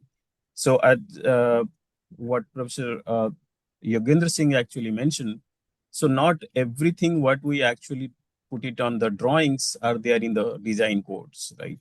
So the detailing of joint and the cornered enforcements, which are probably not part of, I will say, that come from your limit state of strength or serviceability or robustness, but these are essential to prevent a lot of things like initial cracking and controlling the failure of the structure. The additional one is probably like lack of understanding that if I put the reinforcement, like let's say you theoretically you got some value of the spacing of the reinforcements, and you just simply put it on the drawings without understanding that whether it is feasible at the site or not, like whether the mixing can be done at the site with such a closely spacing reinforcement. The another one is, which I have seen many times, missing they miss the confining reinforcements, right? So it's part of the structural detailing, but sometime because it doesn't come directly from your calculations, so maybe we don't give that much of attention to that, so you miss that kind of, or you can the side face reinforcement. So it's all, they are part of the reinforced, I would say, the structural detailing, where the common issues I have seen. There are not many, but yes, there are some cases where the fundamental engineering issues like, maybe the discontinuation of the load path. It's load path is, there is no understanding or maybe very limited understanding of the load path. I will say that is a fundamental issue, nothing to do with the analysis and design. In some time, like, change in the severe change with the stiffness you are actually coming up, which is part of also your load path, but it has a different effect. Then third one is essentially like, very limited redundancy in the structure, right? Relying on something which probably you don't have a redundancy. So these are, I will actually put it in the conceptual or engineering issues. The third or maybe last point, which I've already mentioned, sometimes the constructability at the site and what you actually come from the design, whether it is implementable or not, that point is also missed some cases. So I would say like these are the few points, technical points, which is very common. There are some minor issues, but for me, these are major issues I have actually seen during the proof checking assignment, which I have handled in the last few years. Yeah, I think that's a very common, like the observation as far as good design office is also concerned. I think it is fully, like basically in the analysis properly considering the boundary conditions. I think perhaps also the joints, how do you define the joints in the analysis, especially when you're using the softwares. And also detailing. I think you made a very important point there, like the detailing. I think it's very good to see that, like even in the IITs and NIITs, these are the sort of things which is looked into rather than only looking into the analysis and theoretical design. And you highlighted another important aspect of looking into the constructability issues, like construction methodologies. I think it was made by Professor Yogendra Singh also and yourself also. But I would like to ask you a follow-up question, like that. Don't you think, like this, the IITs also should take, NITs also should take the detailed design consultancy, if they do the detailed design consultancy, they're in a better position or they're better equipped to really check the detailed design which has been done by the experienced detailed designer. Don't you think so? It's just a question. You can answer. No, Yeah. yeah. So this question is actually been cropped up in many times. There is a merit to this point. But if you see that, so there are two aspects. One is the NITs and IITs are primarily focused towards two objectives mainly. I think one is education or teaching, and second one is the research, right? And the consulting and the proof checking comes probably third or fourth category if I include the administrative position or administrative responsibility in between. That's number one. Number two is so the detailed design, you need a handful of resources to do this, starting from the conceptualization to preliminary design to detailed design to drafting, and you need the resources to do that, right? But probably it is doable initially. There may be some of the problem. The broader question is whether IITs or IIT faculty members are willing to actually go in that direction, or IITs will be actually going to facilitate such so-called the proof checking organization or the design organization, right? In my experience, that is probably not going well. It may not be possible in, at least in the old IITs, except few. There is always a resistance from the different parts of the IITs. And I think the same thing is for NITs also. Okay. That's well said. I think it's a question of, like having the sufficient resources and time, for doing the detailed design. That seems to be the question. But this is my personal view, and like only a proof checker. It's a personal view. The others may not agree with that. A proof checker, to be a good proof checker, he should have done of the similar structure, detailed design, one or two detailed design. Then only I think he will be in a position. But I think that's my personal view. I think we'll go on. I think we'll come to this next panelist, a very important panelist, Professor PG Venkatram is well known as a PGV in the industry. So, PGV, you are presently a professor of practice in IIT Madras. You have more than 40 years of bridge experience, bridge engineering experience. And also, in addition to that, you have been involved in the design of the special structures like chimneys and cooling towers at particular time, and also an IIT Madras and Carnegie Mellon alumnus. Being an alumnus, you have expertise in making the code committees or codes and standards also. You are highly regarded for your pioneering works like the double-decker flyovers and the tallest towers, and also the hangars design, precious concrete, longest cantilever precious concrete hangars, etc. And your articulation while presenting your views is highly regarded, and we are all fans of yours as far as the articulation is concerned. And not only we, I've heard our minister Nitin Gadkari talking about you in many forums many times in this.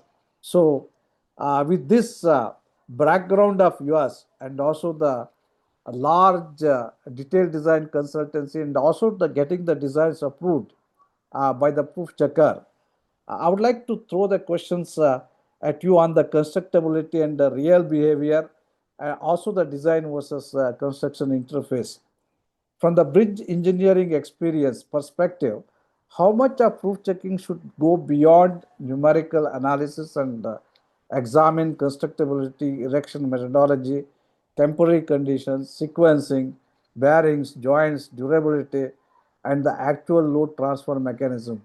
Because the presently, during one of the, like the forensic investigation, I found out that the proof checker says that the temporary structures and all these construction methodologies is not involved in his scope of work. What are your views on that, PGV? Thank you, Heggade Sahab.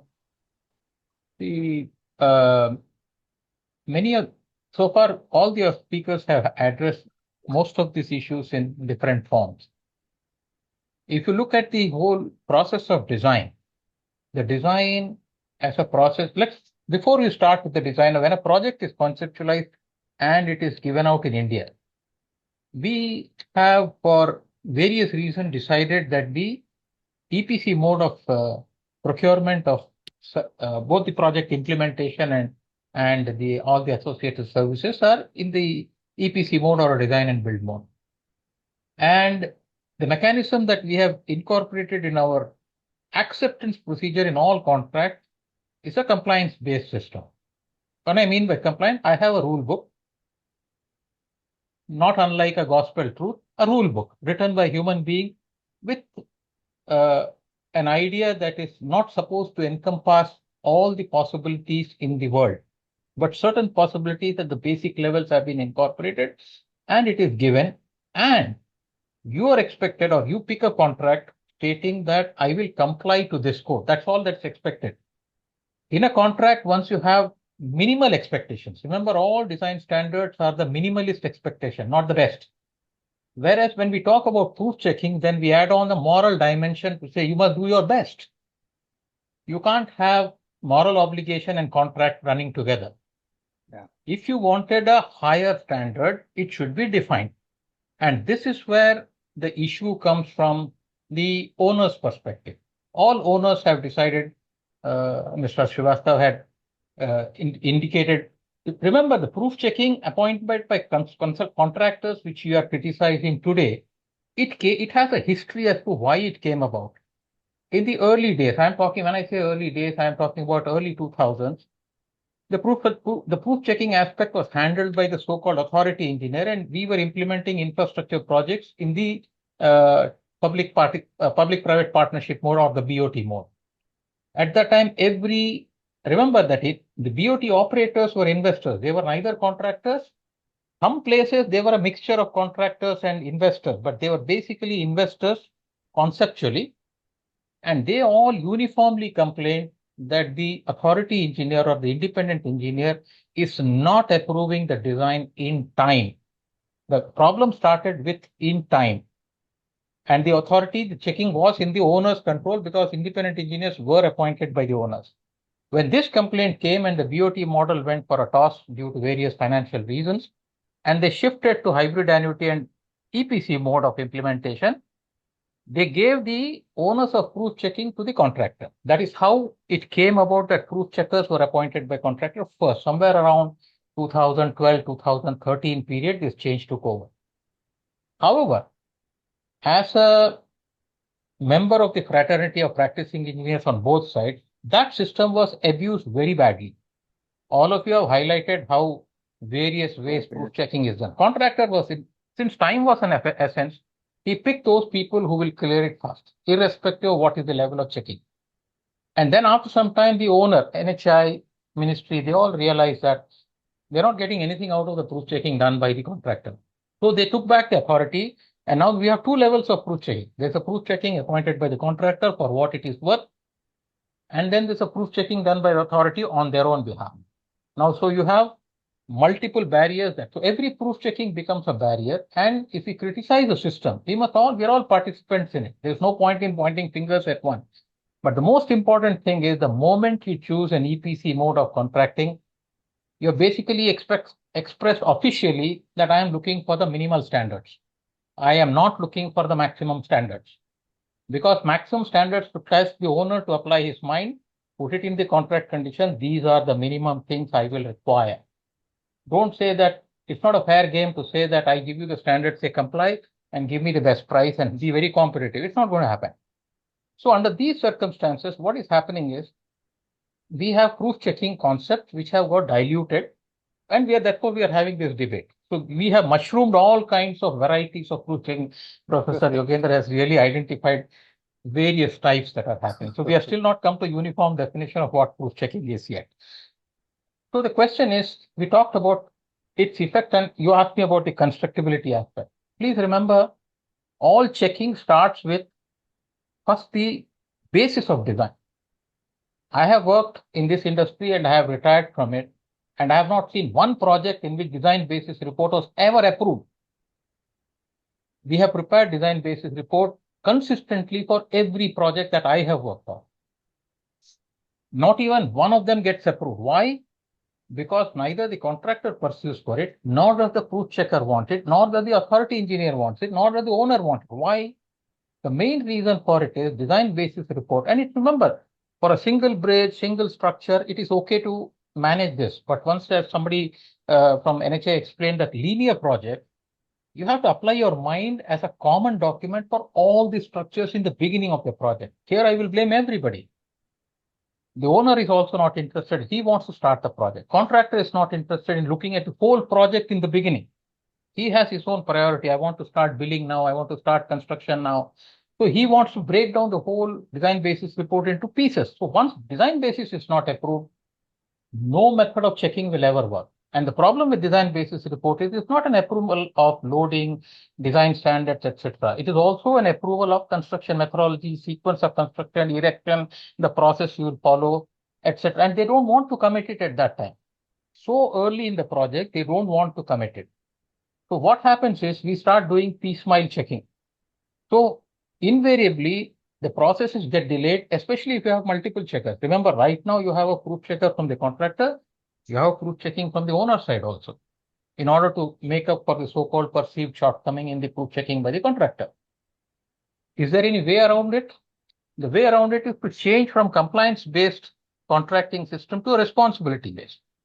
No matter, even if I don't check it anything on during the life of the structure, if anything happens to which contractor is, or an EPC contractor or a designer is held responsible, let him pay the price for it. Then you will find that everybody will look at the engineering as a science and the input that it deserves. Otherwise, everybody look at it as a law book. Clause so-and-so states this, I have complied. Whether the clause so-and-so is right or wrong, it doesn't matter because its law book is yours. Okay. Now coming back to the issue about constructability, remember that in all the design process. We always look at design as a number generation game. Design has two parts to it. One is analysis, and then there is a design. If you really want to have a good design overall, you must also be a good analyst. And to be a good analyst, you must also be a good designer. So they go hand in hand. One is a decision upfront, and analysis is basically trying to prove that the decisions that you have taken are good and fit for purpose. So in this process, what is happening is we have reduced the whole thing to a checking process, ticking boxes. I've done this, complied with this clause, complied with this clause. I have seen a failure which is happened only because somebody complied blindly to a clause. Blindly complying to a codal clause, which is written in IRC, I have pointed it out. Of course, it has changed, but now it might not, you might point out now it has been corrected. But for 40 years, it was the norm. So codes are not necessarily the solution for you. Codes in the rest of the world are guidelines. In our country, it's a law book. It's because the way we do our business. So there, it's responsibility-based contracting. They don't care what you do in between. I can submit final drawings to you. I'll give you my design basis report. You prove to me where I'm wrong. That's proof checking. What everybody talked about, category 2 check, etc. Remember, it's not only drawing. It also gives you design basis note. Is important. It comes with drawing and design basis. This tells you this is the principle I'll follow. This is my final product. Now you tell me where are the deficiencies. Now coming back to constructability, many people have talked about problems. We are trying to do, in my opinion, many of the failures that we are seeing. We are worried. We are thinking it's a problem with the design. I'll tell you, most of the so far I have been part of maybe about 10 to 15 investigations of failures in bridges on behalf of Ministry and NHAI. It's a rare situation. I have not seen in my 10, 15, maybe not a very big experience. I've very rarely seen design is at fault. Most of the time, it happens to be the problem in the construction.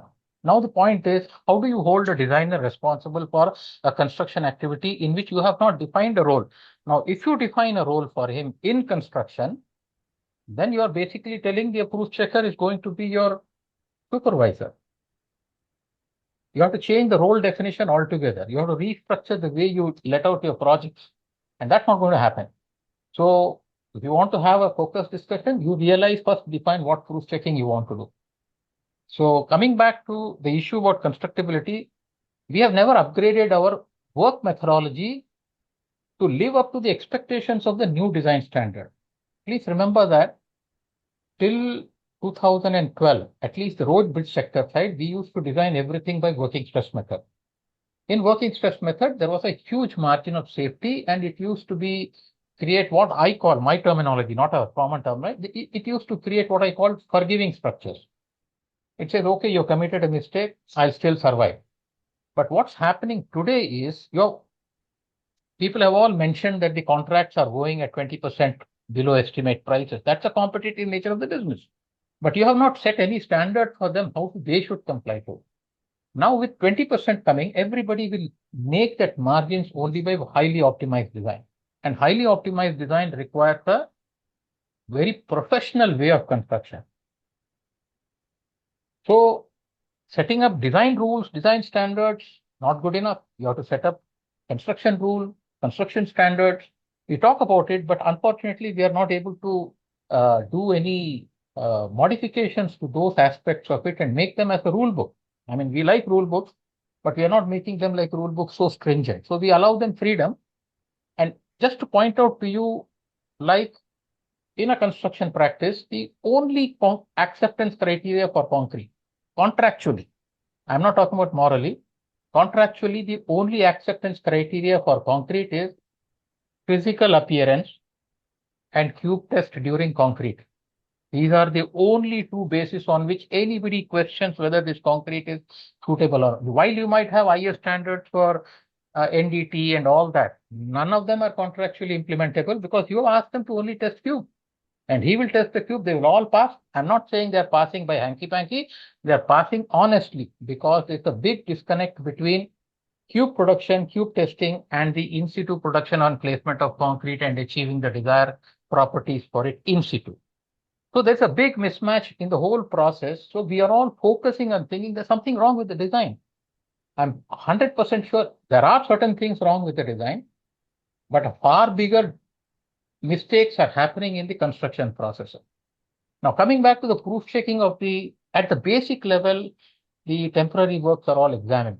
But however, when it comes to implementing the project with proper method statement, I can tell you that I can take a method statement given for a building construction and I submit it for bridge, and you will not find any difference. You will not find any difference. So what is the point of such method statement? So method statement should be project specific. Project specific requires time. We have crashed the time. Imagine that I'm not saying it with proud thing, but I have worked on project for about 10 years and the project is still not completed. But today, if I were in the same position, I would have been fired after 6 months. But today what is happening is everybody has set up targets to complete a project in 24 months. I want to complete in 30 months. Large value, 1,000 crore project to be completed in 24 months. Nothing is impossible, but we don't have the whole system and mechanisms in place which make sure that good quality design comes out, good quality work comes out. We are all discussing about good quality design. It will definitely happen. And in fact, I have a feeling I'm not as worried about the design as I'm worried about the construction aspect. Because we are not focusing on that. How do you audit and ensure that the construction activity at site are also done to the same rigor that you want to be enforced on the designer? So I think that's a good point, Venkat. I think that construction aspect, we'll have a separate, a discussion like this, panel discussion like this. I think you have made very, very important points as far as the proof checking consultancy is required. And as usual, and in fact, you have already answered my next question also, that is design versus construction interface. I think that's a whole thing you have answered. And I will come back to you later, on the your suggestion as to how to improve that. And before that, I would like to ask our last panelist, Mr. Ahuja, who has been very patiently waiting. By the way, I am just going to, in the next round, that is, since the time is going, out of my control now, the next round was supposed to be the way should we go from here. Instead of that, I think I'm going to take two suggestions from each panelist. Instead of getting into that way should we go from here, I would expect the panelists to give that suggestions in two points wise. Coming to Mr. Rajiv Ahuja, he's one of the persons who has been working with the contractors very extensively. And though, of course, Mr. Venkatram as well as Mr. Alok Bhowmick also has been working as a contractors, designers a majority of the time in their in their career. But Rajiv, you are a distinguished bridge and highway engineering professional with more than 42 years of experience. You are also a postgraduate from Punjab, graduate from Punjab Engineering College and MTech from IIT Delhi. I think I remember that you had started or founded the Arts Consultancy Services and had led major bridge and highway design assignment while contributing actively to IRC committees and technical publications. And some of the people who are working between the arts consultancies, like that, what I call them as a mentees of yours, have been doing extensively well in other consultancies now, and you have been always also have the experience of working with JMR, AFCONS, as well as the SP Singla presently. With this background of yours, I would like to ask questions. Your views on the contract from the contractor's perspective, basically. He's at the lowest hierarchy of the decision making on the contract in the contract document. If you really look at it, you have been working with them and you have been involved in getting the designs also approved. And From the contractor's perspective, what are the practical problems created by the present proof checking process? Are proof checking comments sometimes issued without adequate appreciation of the construction methodology? Again, the same question which I had posed to Venkatram. Site constraints are program. In your experience, where the proof checking consultant standards stand vis-a-vis DDCs, that is the detailed design consultants, in terms of knowledge, competence, etc. I think we can start with this. Yours, if required, I'll go ahead with the follow-up questions, keeping the paucity of time in my mind. Thank you, Heggade, and good evening to all the participants. See, Mr. Venkat has already talked about EPC contracts, and I have been working very closely with the contractors, and I find contractor is a favorite whipping boy and also a victim of this ecosystem.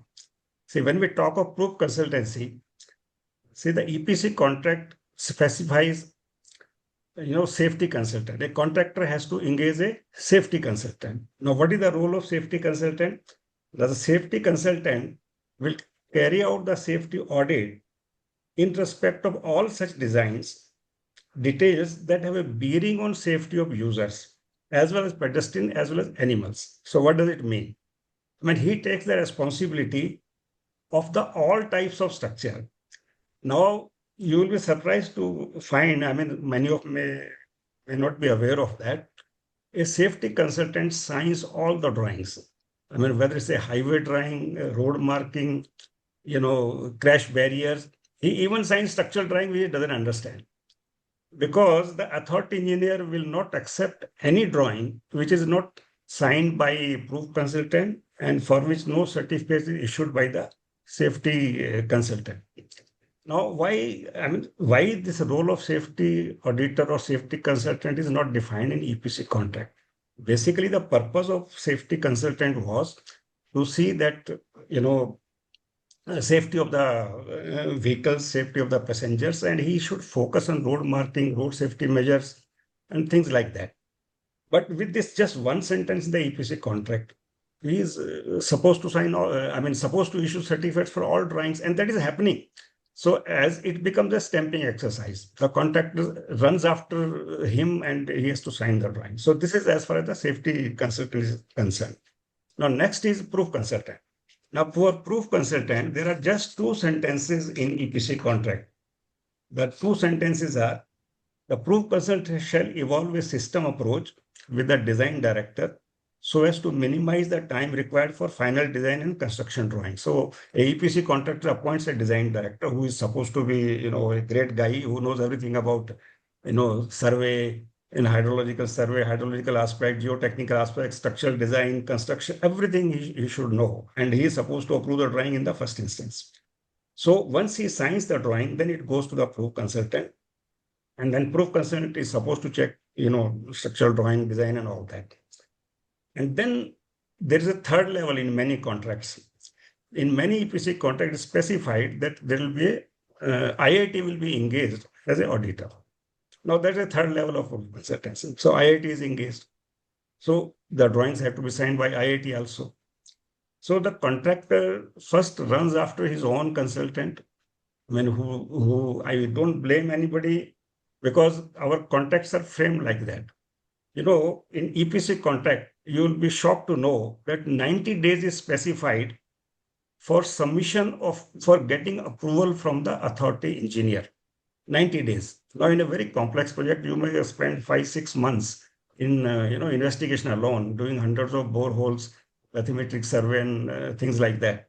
And then designs have to be produced. Now, how is it possible to get the design approved from authority engineer in 90 days? That's ridiculous. Now, contract is under tremendous pressure. So, because his own consultant is not able to give him drawings in time, because they have too many projects, they are stretched, they don't have adequate manpower, and there are many other issues. The tender drawings are not, don't specify the scope clearly. So there are several issues. I don't want to go into that, but definitely design drawings are delayed by the design consultant. By the time he delivers, contractor is under so much of pressure. He runs to the proof consultant, he runs to the safety consultant, and requests them, please give me approval. If he gives the drawings in morning, he wants approval in the evening. Because he has no time. He has to meet milestone. Maybe within 1 year, he has to show 25% of progress. And whereas the design alone may take 8, 9 months, 10 months time, the first approval I'm talking about, first approval itself takes 8, 9 months. And he has to show a progress of 25%, and for which he is penalized. And then the final approving authority, or I would say proof checking authority, is the authority engineer.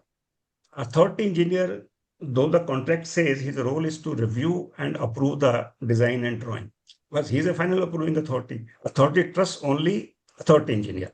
So that is the final level of proof checking. We may call it review, but practically it goes to the proof checking. And the authority engineer doesn't trust anyone. He doesn't care for approval from the proof consultant, even from IITs, safety consultant. He simply disregards all the approval, given by these people. I mean, some proof consultants do check, of course, meticulously, but of course, many don't check also because they are all under pressure by the contractor. So it's not fair to blame the contractor because he is a victim of this entire ecosystem. And if authority engineer is the final approving authority and he is the one who gives the approval and he doesn't allow any construction unless the drawing is approved by him, even if contractor requests for a construction, there is a system of RFI, request for information. I have seen in many cases where authority engineer simply refuses to approve RFI for construction. And so time is the biggest factor. The contractor should have adequate time, you may tell him that proof design has to be perfect, proof consultancy has to be perfect, safety consultant should teach and everything. For that, you require time. We expect a proof consultant to do the independent proof checking. And people who know the design, how difficult is that? When he has to model the entire structure, he has to check all the drawings, he has to carry out independent design. So whatever time we are giving to design consultant, maybe 70 to 80% of time has to be given to proof consultant also. Where is the time? And the authority engineer, to him, 15 days time is given for review. I mean, whatever design you submit to him, in 15 days, in my experience, I find at the end of 15 days, he will give some comments and then he has done his job. And then contract is supposed to submit everything back in 10 days. And for complex structure, authority engineer is giving 30 days time. So on one hand, we say that 90 days time, he should give all the drawings should be approved by authority engineer, but authority engineer is given 30 days time only for review. And contractor is giving 10 days time for resubmission, but the resubmission is not accepted directly by authority engineer. The contractor has to go back to his design consultant because there will be changes. He has to resubmit the design consultant himself may take 10, 15 days, even more. Then he has to go to proof consultant, then he has to go to safety consultant because authority engineer simply refuses to accept any drawing which is not signed by proof consultant and there is no certificate. And then once you submit it again, he can again take 30 days time. So it's absurd. The whole ecosystem is absurd. So not fair to blame the contractor. It requires a lot of, if authority engineer is filing approving authority and he's the one who has to do the proof checking, then what is the need of safety consultant? What is the need of proof consultant? Why all these are required? I mean, this system should be done away with. And if you want to retain the same system, then proper time has to be allocated. You have to respect the design process. We all talk of moral standard, high level of checking, proper checking. But are we giving adequate time to the consultants, whether it's a design consultant or a proof consultant, safety consultant?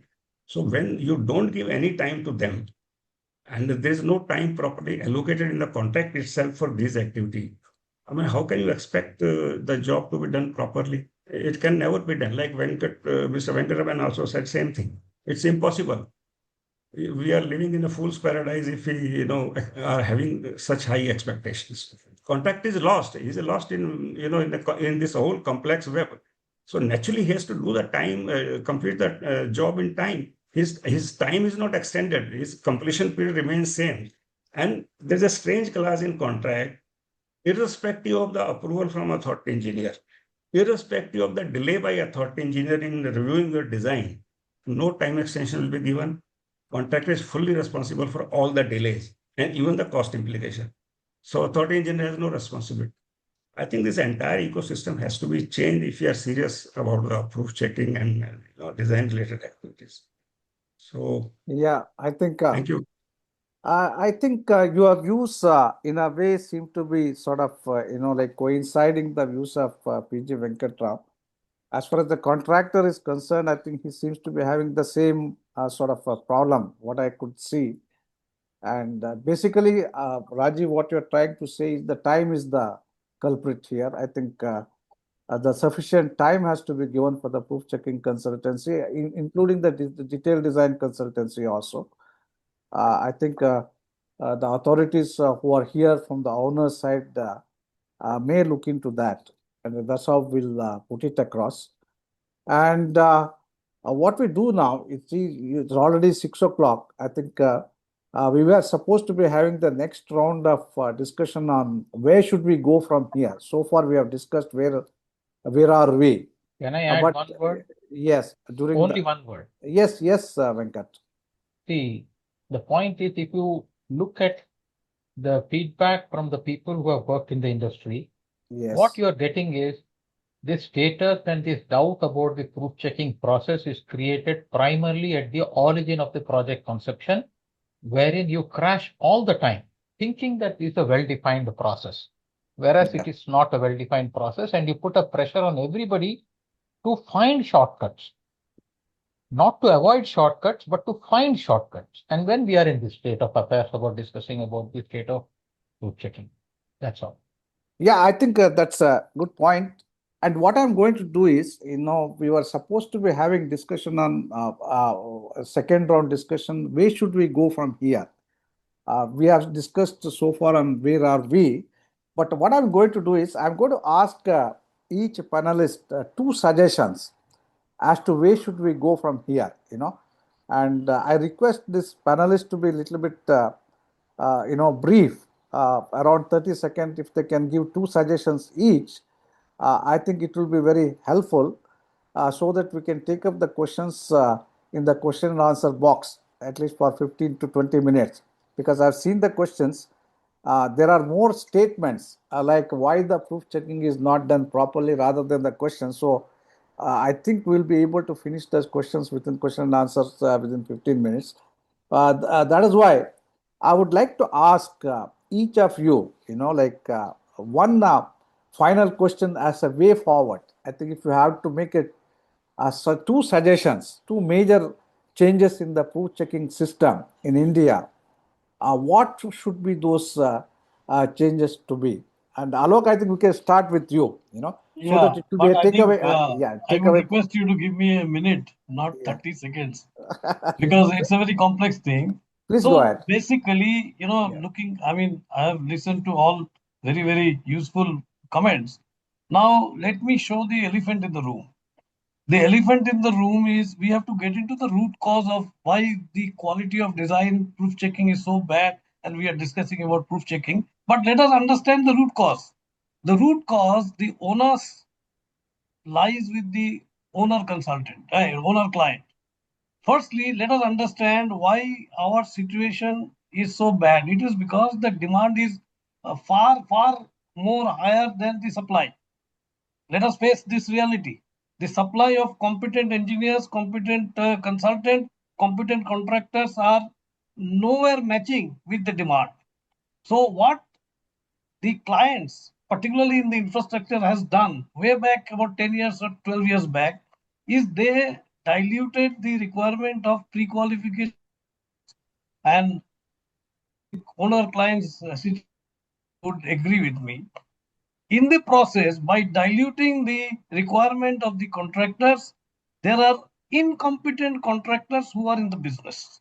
There are many contractors who were in the cloth industry now are doing bridges and highway, taking jobs worth 300, 400, 500, 600 crores. Now they have no sensitivities of, and that is the reason why today the cost is at 30% lower, 40% lower. Why?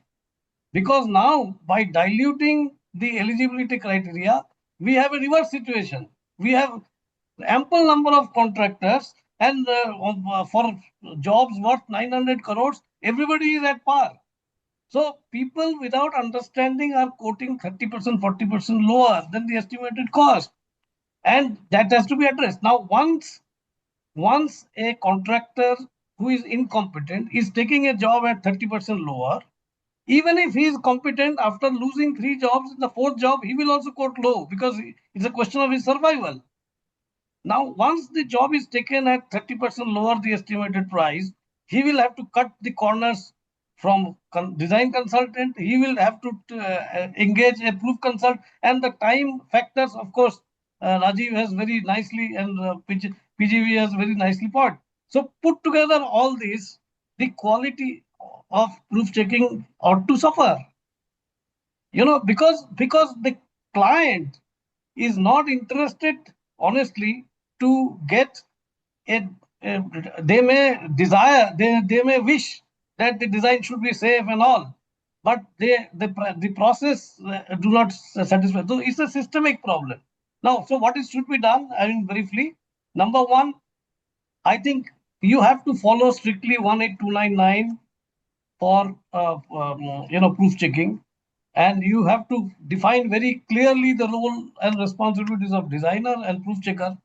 Rajiv mentioned that you have a 4 layers: the designer, then the proof checker appointed by the contractor, authorities engineer, and sometimes another 4th level also I have seen. What is the role and responsibilities of each of these 4 layers? Accountability that needs to be defined. Nowhere it is defined.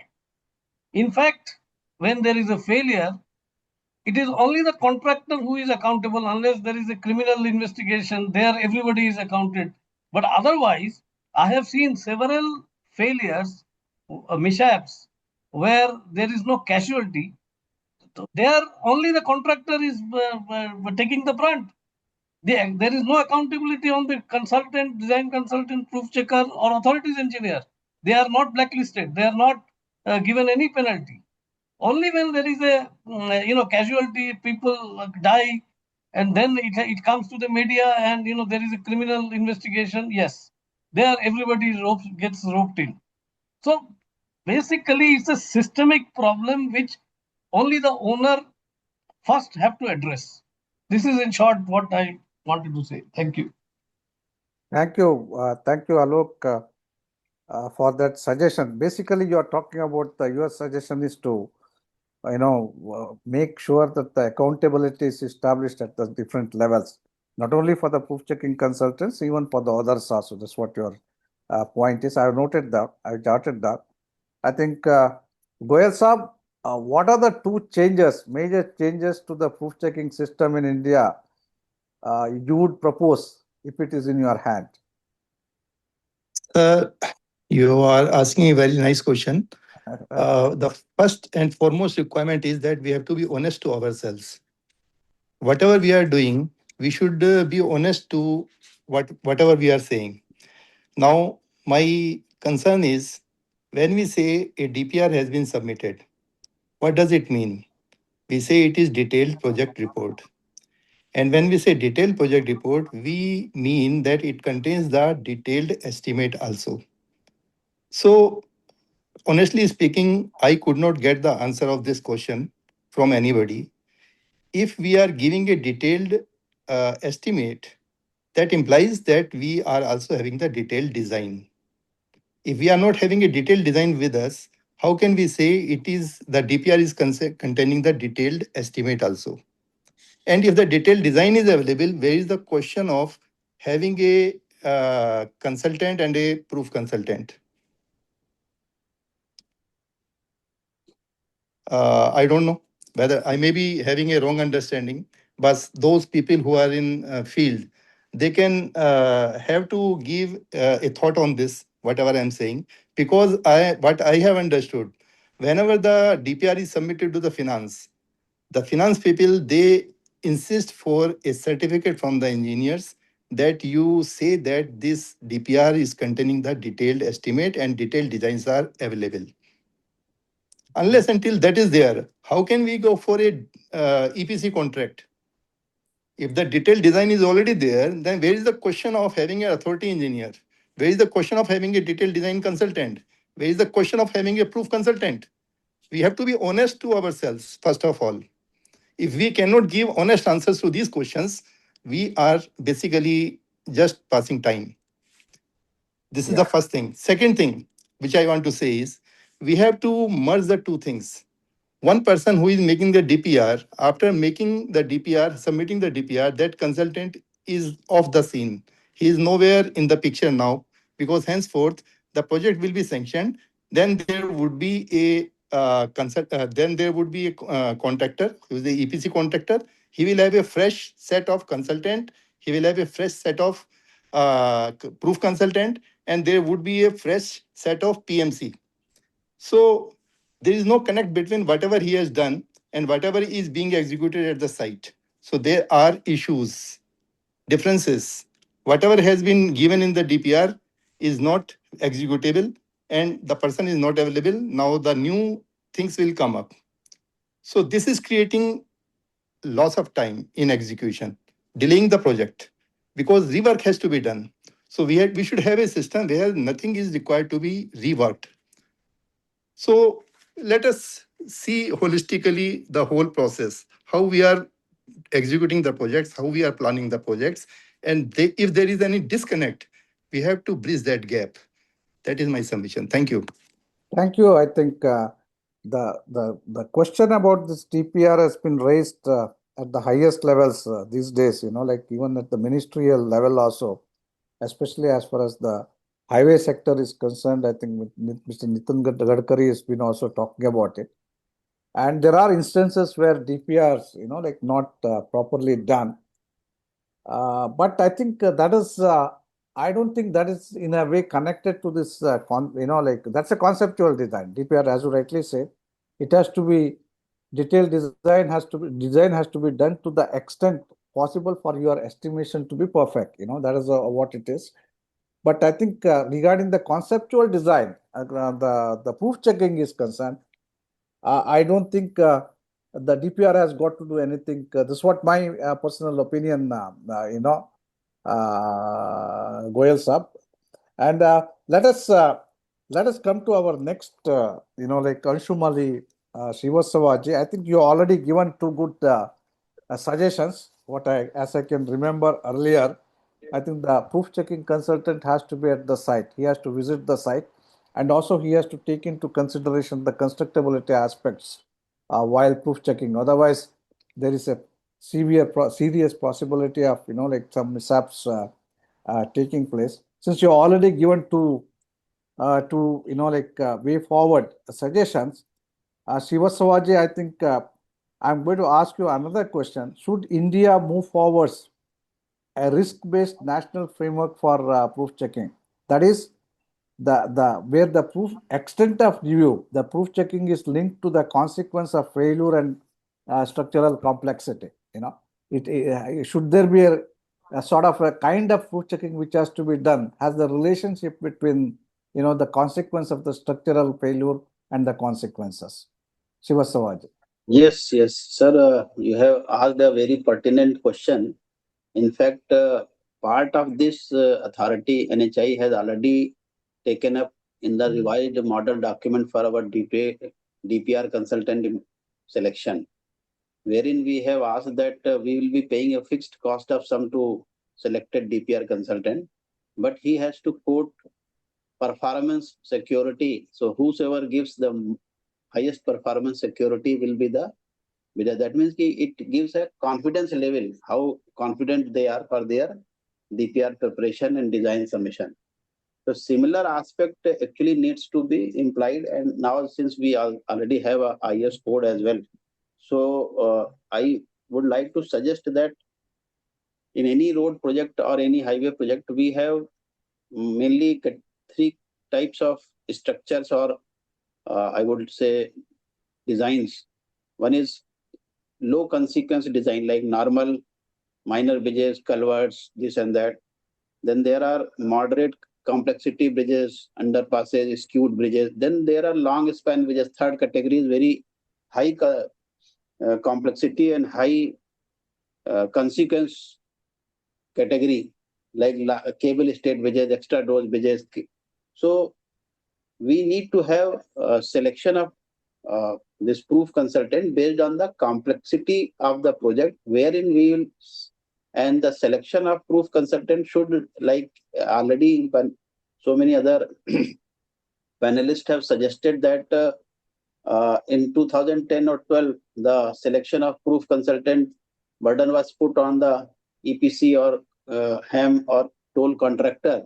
So now authority should take that selection process in hand, and depending upon the consequence level, like low, medium or high, they should impanel or do the selection of proof consultant. That is very important. Yes. And other one is that roles and responsibility should also include the construction aspect in some proportion, so that the assumptions or the critical design parameters which have been taken into consideration, they are actually reflected on the ground. Because failure does not say ki who failed, structure will fail. Whether it is because of design, whether it is a design because of bad construction, because of poor quality, or so and so. So public, because we are making the assets which are continuously being utilized for public purposes.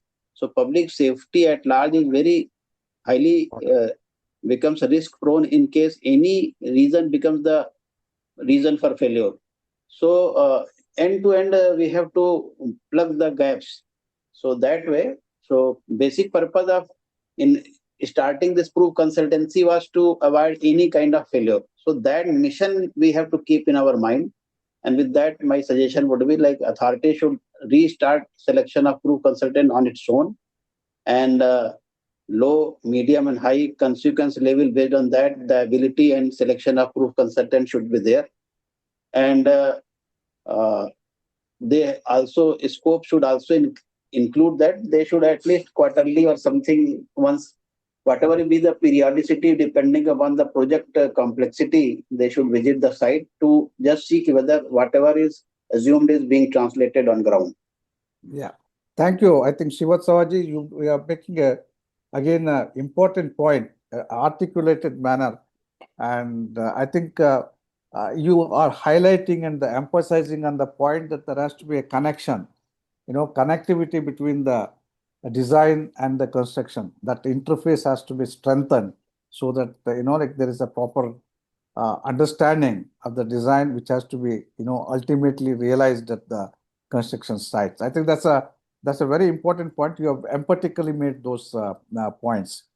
Mittal Saab, I think what next as far as this IS 18299 2023 is concerned? What are you planning? I'll just take a very few seconds only. So basically, it's not only about the code. The thing is, going back to the roots, as Alok was saying, I will go further back. वो क्या रहा है? एक engineer है, structural engineer. We are having doubt on that. We are saying, oh, he also may or may not be competent. We are also having doubt over the proof checker, whether he is a competent or do not have competence. And we have no system of ensuring that whether a designer or a proof checker is a competent or not. So first of all, we must have a robust system where we can ensure that a proof checker and engineer is competent. So we must have a competence-based registration licensing system in India. Otherwise, ये सब कहानी चलती रही ऐसे. Number one, once you have this, then all routine structures, regular structures, there should not be any requirement of proof checking, particularly for the buildings, because at present, all the buildings, majority of the buildings in all municipal corporation, local bodies need proof checking from IITs, NITs. I don't think they are serving any purpose. So let's unko hata do. There is no need of regular routine buildings to be proof checked once you have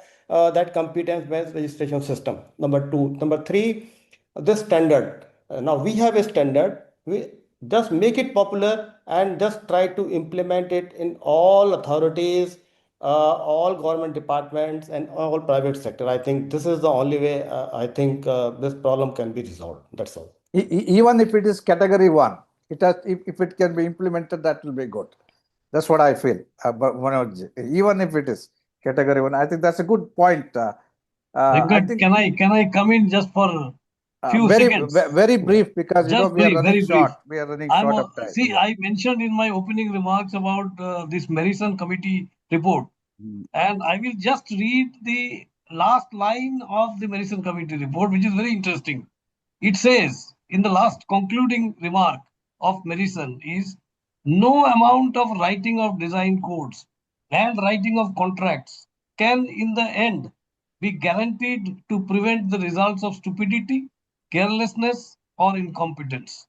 But one can do a great deal of to discourage these vices, and that must be done through proof checking. This is the last sentence of his report. Yeah, well, Alok, these are the nice words. Like the saying goes that the common sense is not a common; it is on the similar lines. You know, that is Yes. that's. But unfortunately, those nice words, you know, like that don't get recognized in the reality.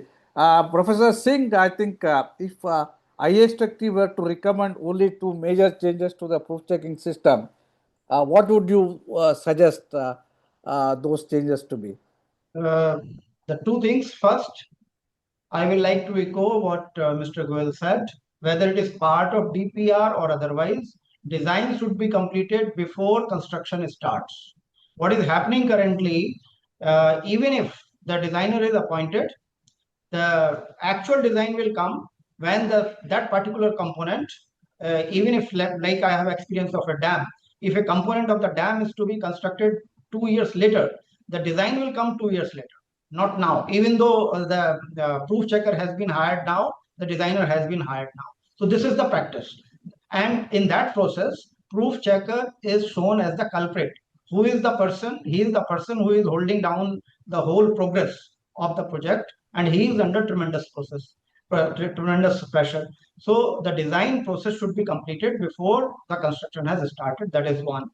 Secondly, the proof consultant should be accredited, and annually or biannually, every proof consultant who has been empaneled or accredited should defend one of his randomly chosen design in public.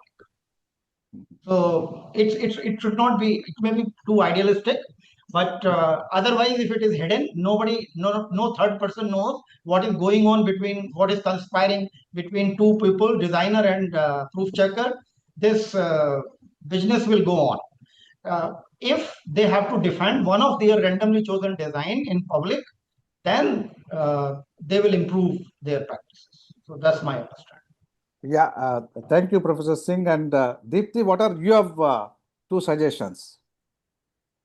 I think for important structures, proof checking has to be done. The proof checking is, essentially, I will again say that not necessarily from IIT or not necessarily from the professional agency. There has to be because the IIT has a theoretical background, most of things in general I'm talking about, and the professional agency, they have the practical, experience. So both these aspects need to be actually clubbed together. The second one, what I am saying here is the time constraint, right? What Professor Singh actually mentioned. You know that the structure need to be built, and then you don't submit all the design and drawings, and suddenly, like in 2 weeks' time, you have to submit the drawings. Is it possible someone to check even 2 sheets? It's not your, particularly from IIT faculty, it's not, they don't have the time actually.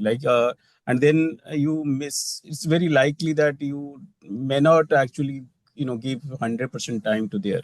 The time is one factor, and the proof checking team should have the competence, construction practices, and also, it's a combination of all, right? Not only this organization or that organization. Yeah, I think you are very honest, and Dr. Dipti, in your suggestions. And PGV, what are your two changes? PGV is there or he has left? Yes. He's on mute. He's on mute. Okay. Yeah. See, the difference between a proof checking and design is only that the proof checker doesn't have to produce the drawings. Otherwise, he has to do everything that a designer does. And therefore, the fundamental thing is the time frame for proof checking should be changed. It should be planned into the project implementation schedule. I mean, I don't see the point is when people suggest that 100% design must be done in advance, they're looking at one component. Yes, it is possible. But if you have a linear project when there are 100 structures, it is not possible to do all of them in advance and then start the work. The project has to start linearly.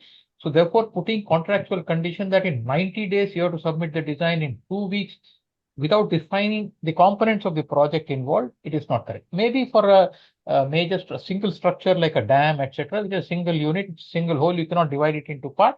You might be, or a building structure maybe within a compound. It is possible to do the full design, but for infrastructure, the time scheduling, I have only got infrastructure background, so I can't commit for what. But for my feeling is, anytime you put artificial constraints like you should finish in this time, that's foolish. So that's the reason I think Professor Singh is saying perhaps, like it's a item rate job is more suitable where all the designs and drawings is already done. Yeah, that's what is perhaps hinting at. And yeah, Ahuja ji, aapka two suggestions to improve the existing system. Mr. Alok and PG Venkatram have already spoken about infrastructure projects and EPC contracts. My suggestion is that the present system of checking by proof consultant, safety consultant, IIT should be done away with. It should not be there at all. An authority engineer should not be entrusted with the role of proof checking. His role should be only to review from contractual consideration, whether the length design is okay, width is okay, that's all. He should not meddle with the calculation part and all those things. And authority should appoint an independent proof consultant, very competent proof consultant, depending on the nature of the job, because highway linear projects are very multidisciplinary, very complex job. So depending on the complexity, a competent proof consultant has to be appointed. Authority engineer role should be limited. He should not meddle with the proof consultant. He should focus on the construction supervision. And secondly, the proper time should be given to the proof consultant. Then only he will be able to do justice. Otherwise, he cannot do justice with the job.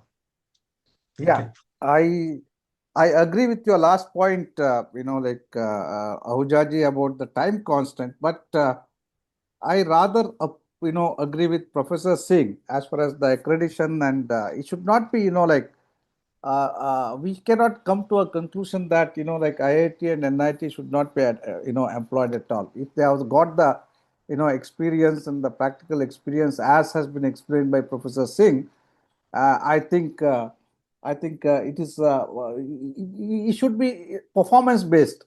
It should not be based on prescription based. That's what we keep on talking about, the performance design these days. The performance of the professor who is checking has to be rather taken into consideration rather than saying that this institution should not be given, that institution should not be. I think I don't subscribe to that, honestly. IITs may be associated with a broad review of the complex situation. They do not have infrastructure for detailed proof checking, but yes, for review of important things, definitely they should be. Yes. So I think with this, I think we had a very fantastic sort of a round of discussions, and I think I overshot the time by long margin, actually speaking. And not to disappoint the participants, I will just take some important questions for the panel discussion so that panelists can talk those discussions. As I told, most of the points which have been raised in the question and answer box is sort of a comments rather than the question. Say, for example, Prasanth Kumar HN is saying that the dead load plus live load working, they check, many violate seismic provisions, and that's a comment. And the Hemant Athari is saying that the proof checking ordering is in EPC contractor scope, but proof checking options are generally given by the customer during EPC bid itself, like NIT and or IITs. That's again a comment.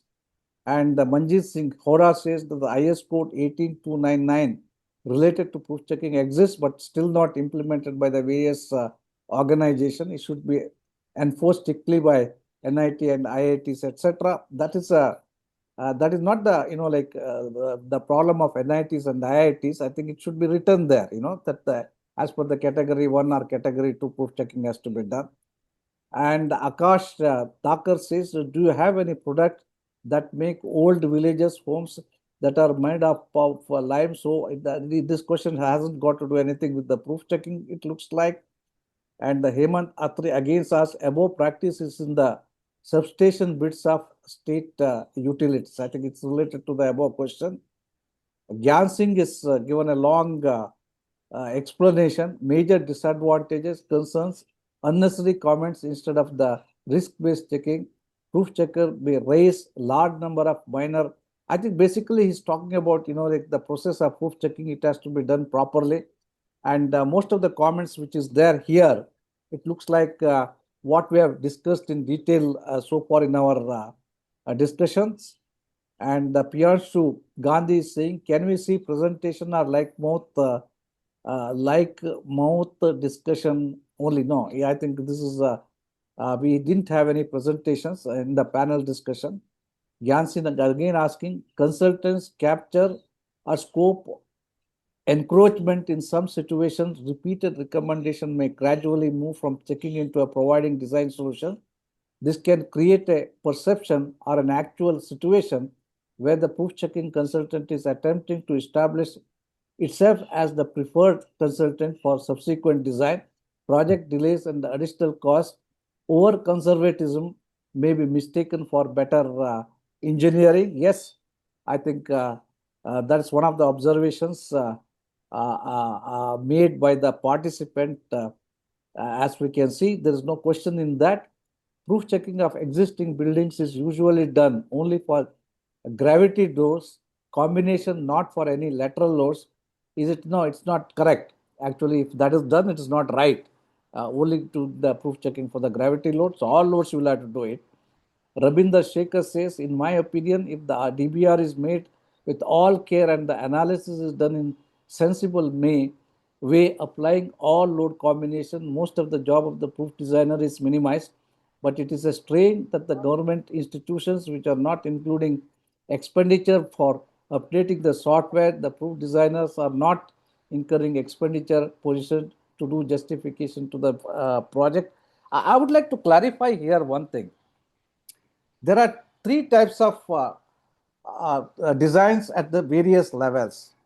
When you are talking about the DPR, like the follows feasibility study, and the detailed project report is prepared where the estimation is also done. And after the DPR is done, the technical schedules from the DPR is taken and it is put into the contract. And the part of the DPR becomes the technical schedule of the contract normally, whatever mandatory request. Say, for example, the general arrangement drawing, the span arrangement may be like mandatory, and other mandatory requirement is given. Then the EPC contract is called for. After the EPC contract is called for, the contractor will have a detailed design consultant, and the detailed design consultant carries out the design on the basis of the specific conditions, special conditions of the contract, as well as the mandatory requirement in terms of the span arrangement. I'm talking about the infrastructure, and the detailed design is done on the basis of the contract requirement, as PG Venkatram has explained. Then the proof checking designer proof checks the design which has been done. So the DPR design need not be like the detailed design. It is different. That is the procedure which has been adopted in the NHAI projects. Basically, that I think I just thought we'll have Can to I come in, Venkat, in yeah, this? yes. Well, this is a departure from what you have just now mentioned. Is a departure from the norm. Yes, you are right that in NHAI, because of the huge pressure on infrastructure, they have actually defined the DPR in a different way. And you are right. Today, the DPR consultant is not asked to do detailed engineering, which when you say DPR, it is detailed project report. Yes. 2-3 decades ago, when the infrastructure pace was not that much, the DPR used to have a design. If you see at the DPR consultancy stage, it is not known whether the contract will go in EPC or item rate or anything. And so the DPR should contain one design which is constructible and for which the contractor may not have any design responsibility.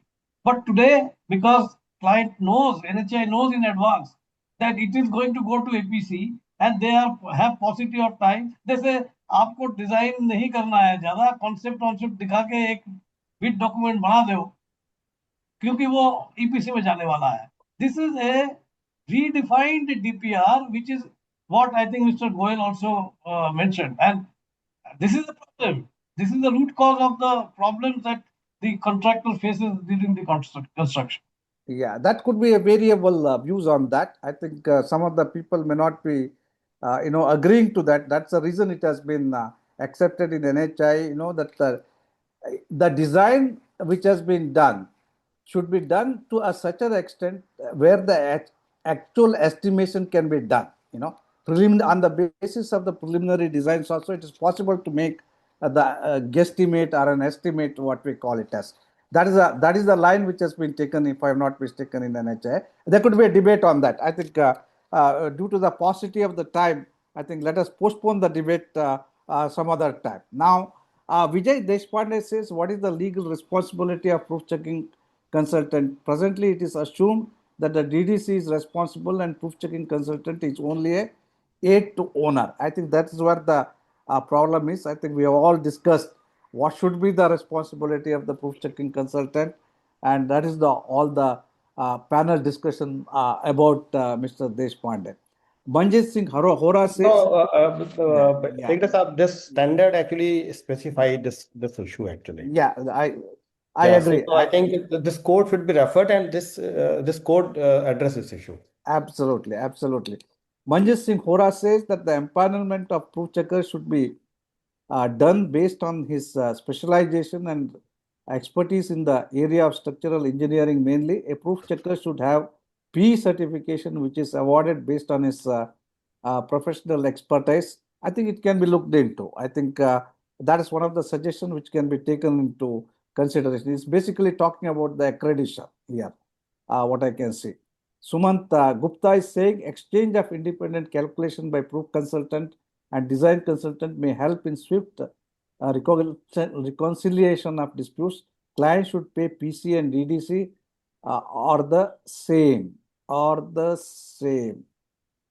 I think agreed that in the exchange of independent calculation by proof consultant, design consultant may help in swift reconciliation of the disputes. Indrajit Gai says, these days the proof consultants from institutions like engineering colleges ask AI to check the design and raise objection. Is it okay? How has it been addressed in new document? I think Manoj, this question is to you. Is saying AI is used for proof checking. Is it okay? Your answer, please. No. What they are saying, AI is used for proof checking. What is wrong? I am not. No. I don't think so. No. I don't think so. I don't think so. Yeah. Incidentally, I have seen the result of one such check in a recent project. And one can figure out why it is from AI, the way the report is structured. Yes. That is not, I have seen any proof. And you can see that it gives the solution also. Yes. It is not an observation on design. It says, this is the situation, this is the possible solution for it. And I have not seen any proof consultant report like that. And it has been figured out very easily that it is generated by one of these AI software to which all the drawings are asked to read and review it. See, This is a new thread. No. I think as far as this comment is concerned, you see, the AI is an evolving situation. Now, even while we are writing papers to the indexed journals, what we see, even there, what is to be accepted and what is not to be accepted, from the AI is still a disputable and debatable. People have been debating that. It's an evolving situation. To what extent AI solutions have to be accepted, even in the design review, I think it is an evolving situation. AI is a tool. Yes. AI is a tool, and you cannot say don't use this tool. That perfectly. That's what I'm saying. I think what is to be accepted from AI, what is not to be accepted from AI, unless there is some sort of a decision and the agreement is there. I think as long as it is used as a tool and the tool is, giving a correct answers, there is nothing wrong, in my opinion, to use that. But anyway, I think it's an evolving situation in my opinion. Then get the design done by AI. No need of proof checking. The original design should be done by AI. So where is the need No, for no, proof checking? it cannot be done that. Anyway, I think I just put it as an evolving situation. So, Dr. Puneet Jain, sir, could proof checker is giving his or opinion or review drawing on the basis of the research? No, it is not a research. Actually, see, the thing is, as I think PG Venkatram has explained in detail, painstakingly, in fact, like how the specification is already given and the design has to be done for a given contract conditions and the codal stipulations. It is already specified in the contract, and your design has to be checked on those bases only. It's a minimum requirement which has to be satisfied. So the research is not done. It's not a proof checking is not a research exercise. Suman Gupta, drawing are the final product of process of analysis and design calculation. Experience in development of drawing and design calculation may be the first and foremost requisite for the proof consultant. Agreed. Inderjit Guy, IIT, while proof checking, gives a disclaimer that IIT has no responsibility. It is a professor's checking that too based on its knowledge. Professor Singh, would you like to comment on this? Yes, that's true. As Professor Sahoo was explaining, that this is our fourth or third responsibility, and this is encouraged on individual basis. So no proof checking or any sort of consultancy is taken by IIT. It is taken by the individual professor of the IIT. An individual professor is responsible for it. IIT as an organization does not take any responsibility. That clarifies the issue, it looks like. Gupta has asked Bhowmick, right said, we in ACOM were reducing design and drawing of mold. I think he's just agreeing with. Venkat, can I come in just for half a minute? I mean, in response to what Professor Yogendra Singh just now mentioned, or the comment which you read, that IIT is not taking the responsibility, individual professor is taking the responsibility. But the notion that goes out, I think there is an issue here, because when the client is giving it to IIT, the understanding is it is the IIT. Why they are going to IIT? They are not going to a professor. They are going to IIT X, IIT Y. Why they are going to IIT? Because IIT is as an institution has a name. So if this disclaimer comes, which comes in the letter in form of a small para, then I think there is an issue here. I mean, I don't think it's a fair thing. Yes, I think, Alok, you have hit the nail on the head. It is an unfair competition. Yeah. If there are private consultants who are practicing the field of proof checking versus an institute, the authorities have decided that the Institute of Knowledge Centers are competent and they are looking at it as a group rather than them as an individual. However, for the internal working practices, what Professor Singh said is correct. The assignments are to the individual professors. That's okay. And therefore, IIT as an organization has no liability or responsibility for that, which is fair. You see, if suppose my organization is taking a proof checking job, and somebody in my organization is assigned that responsibility, is that individual responsible or the organization is responsible? Alok, that sword has a double edge. Just look at it. Your organization is selected on the basis of what? Your track record. Correct. Can they insist that person whose track record proves you eligible only work on it? No. At that time, you will take organizational side and say, you're giving the responsibility to me as an organization. I'll get it done through whoever is in my organization. You understand? It works both ways. So yeah, I think this is a complex issue. I think exactly. Let's leave it at that. Broad point which I am saying is that when the client says that get it done from NIT or IIT, the intent is different than this disclaimer. Yeah, I think that is I think the issue has been clarified by Professor Singh. Like this is the status. That is whatever the understanding is, but this is the status. I think it's the individual responsibility. The IIT doesn't take the response. That is the status. I think we'll leave it at that. Like that rather than discussing much on that. And I've seen most of the other questions, they are not related to the proof checking consultancy particularly. And but there is a last question on checking, that is from Bhavesh Kumar Jha. He says that one session must on what are common mistakes done by the design consultant based on the different structures found by the good checker, so that it will be minimized the design consultant during their routine check. I think it was explained by Dr. Dipti.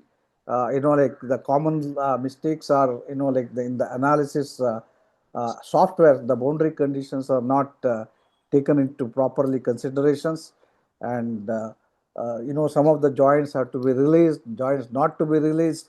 These are the sort of things will have to be addressed. And the detailing is another issue commonly which is not done in the drawings properly, and the constructability aspect is not considered in the drawings. These are the three issues I think Dr. Dipti Ranjan Sahoo has already explained. And the last one is the Harun Sheikh, a process of independent design checking with the DDC, supplying only drawings work well, as I found on one of the major projects. DBR needs to be jointly approved by the IDC and DDC.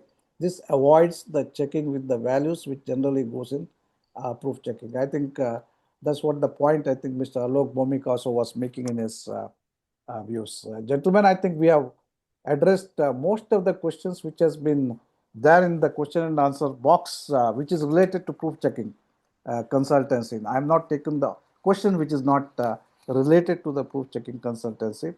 I thought we had a very interesting panel discussions. I'm sure there are a lot of takeaways to the participants also during this discussion which has taken place.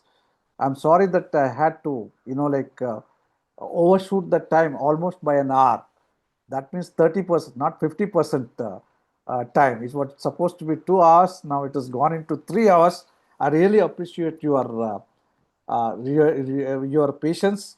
Almost around 100 people are still there at this stage. That is a commendable, like the appreciation to the panelists, I should say, the way the people are there, even till the end of this one.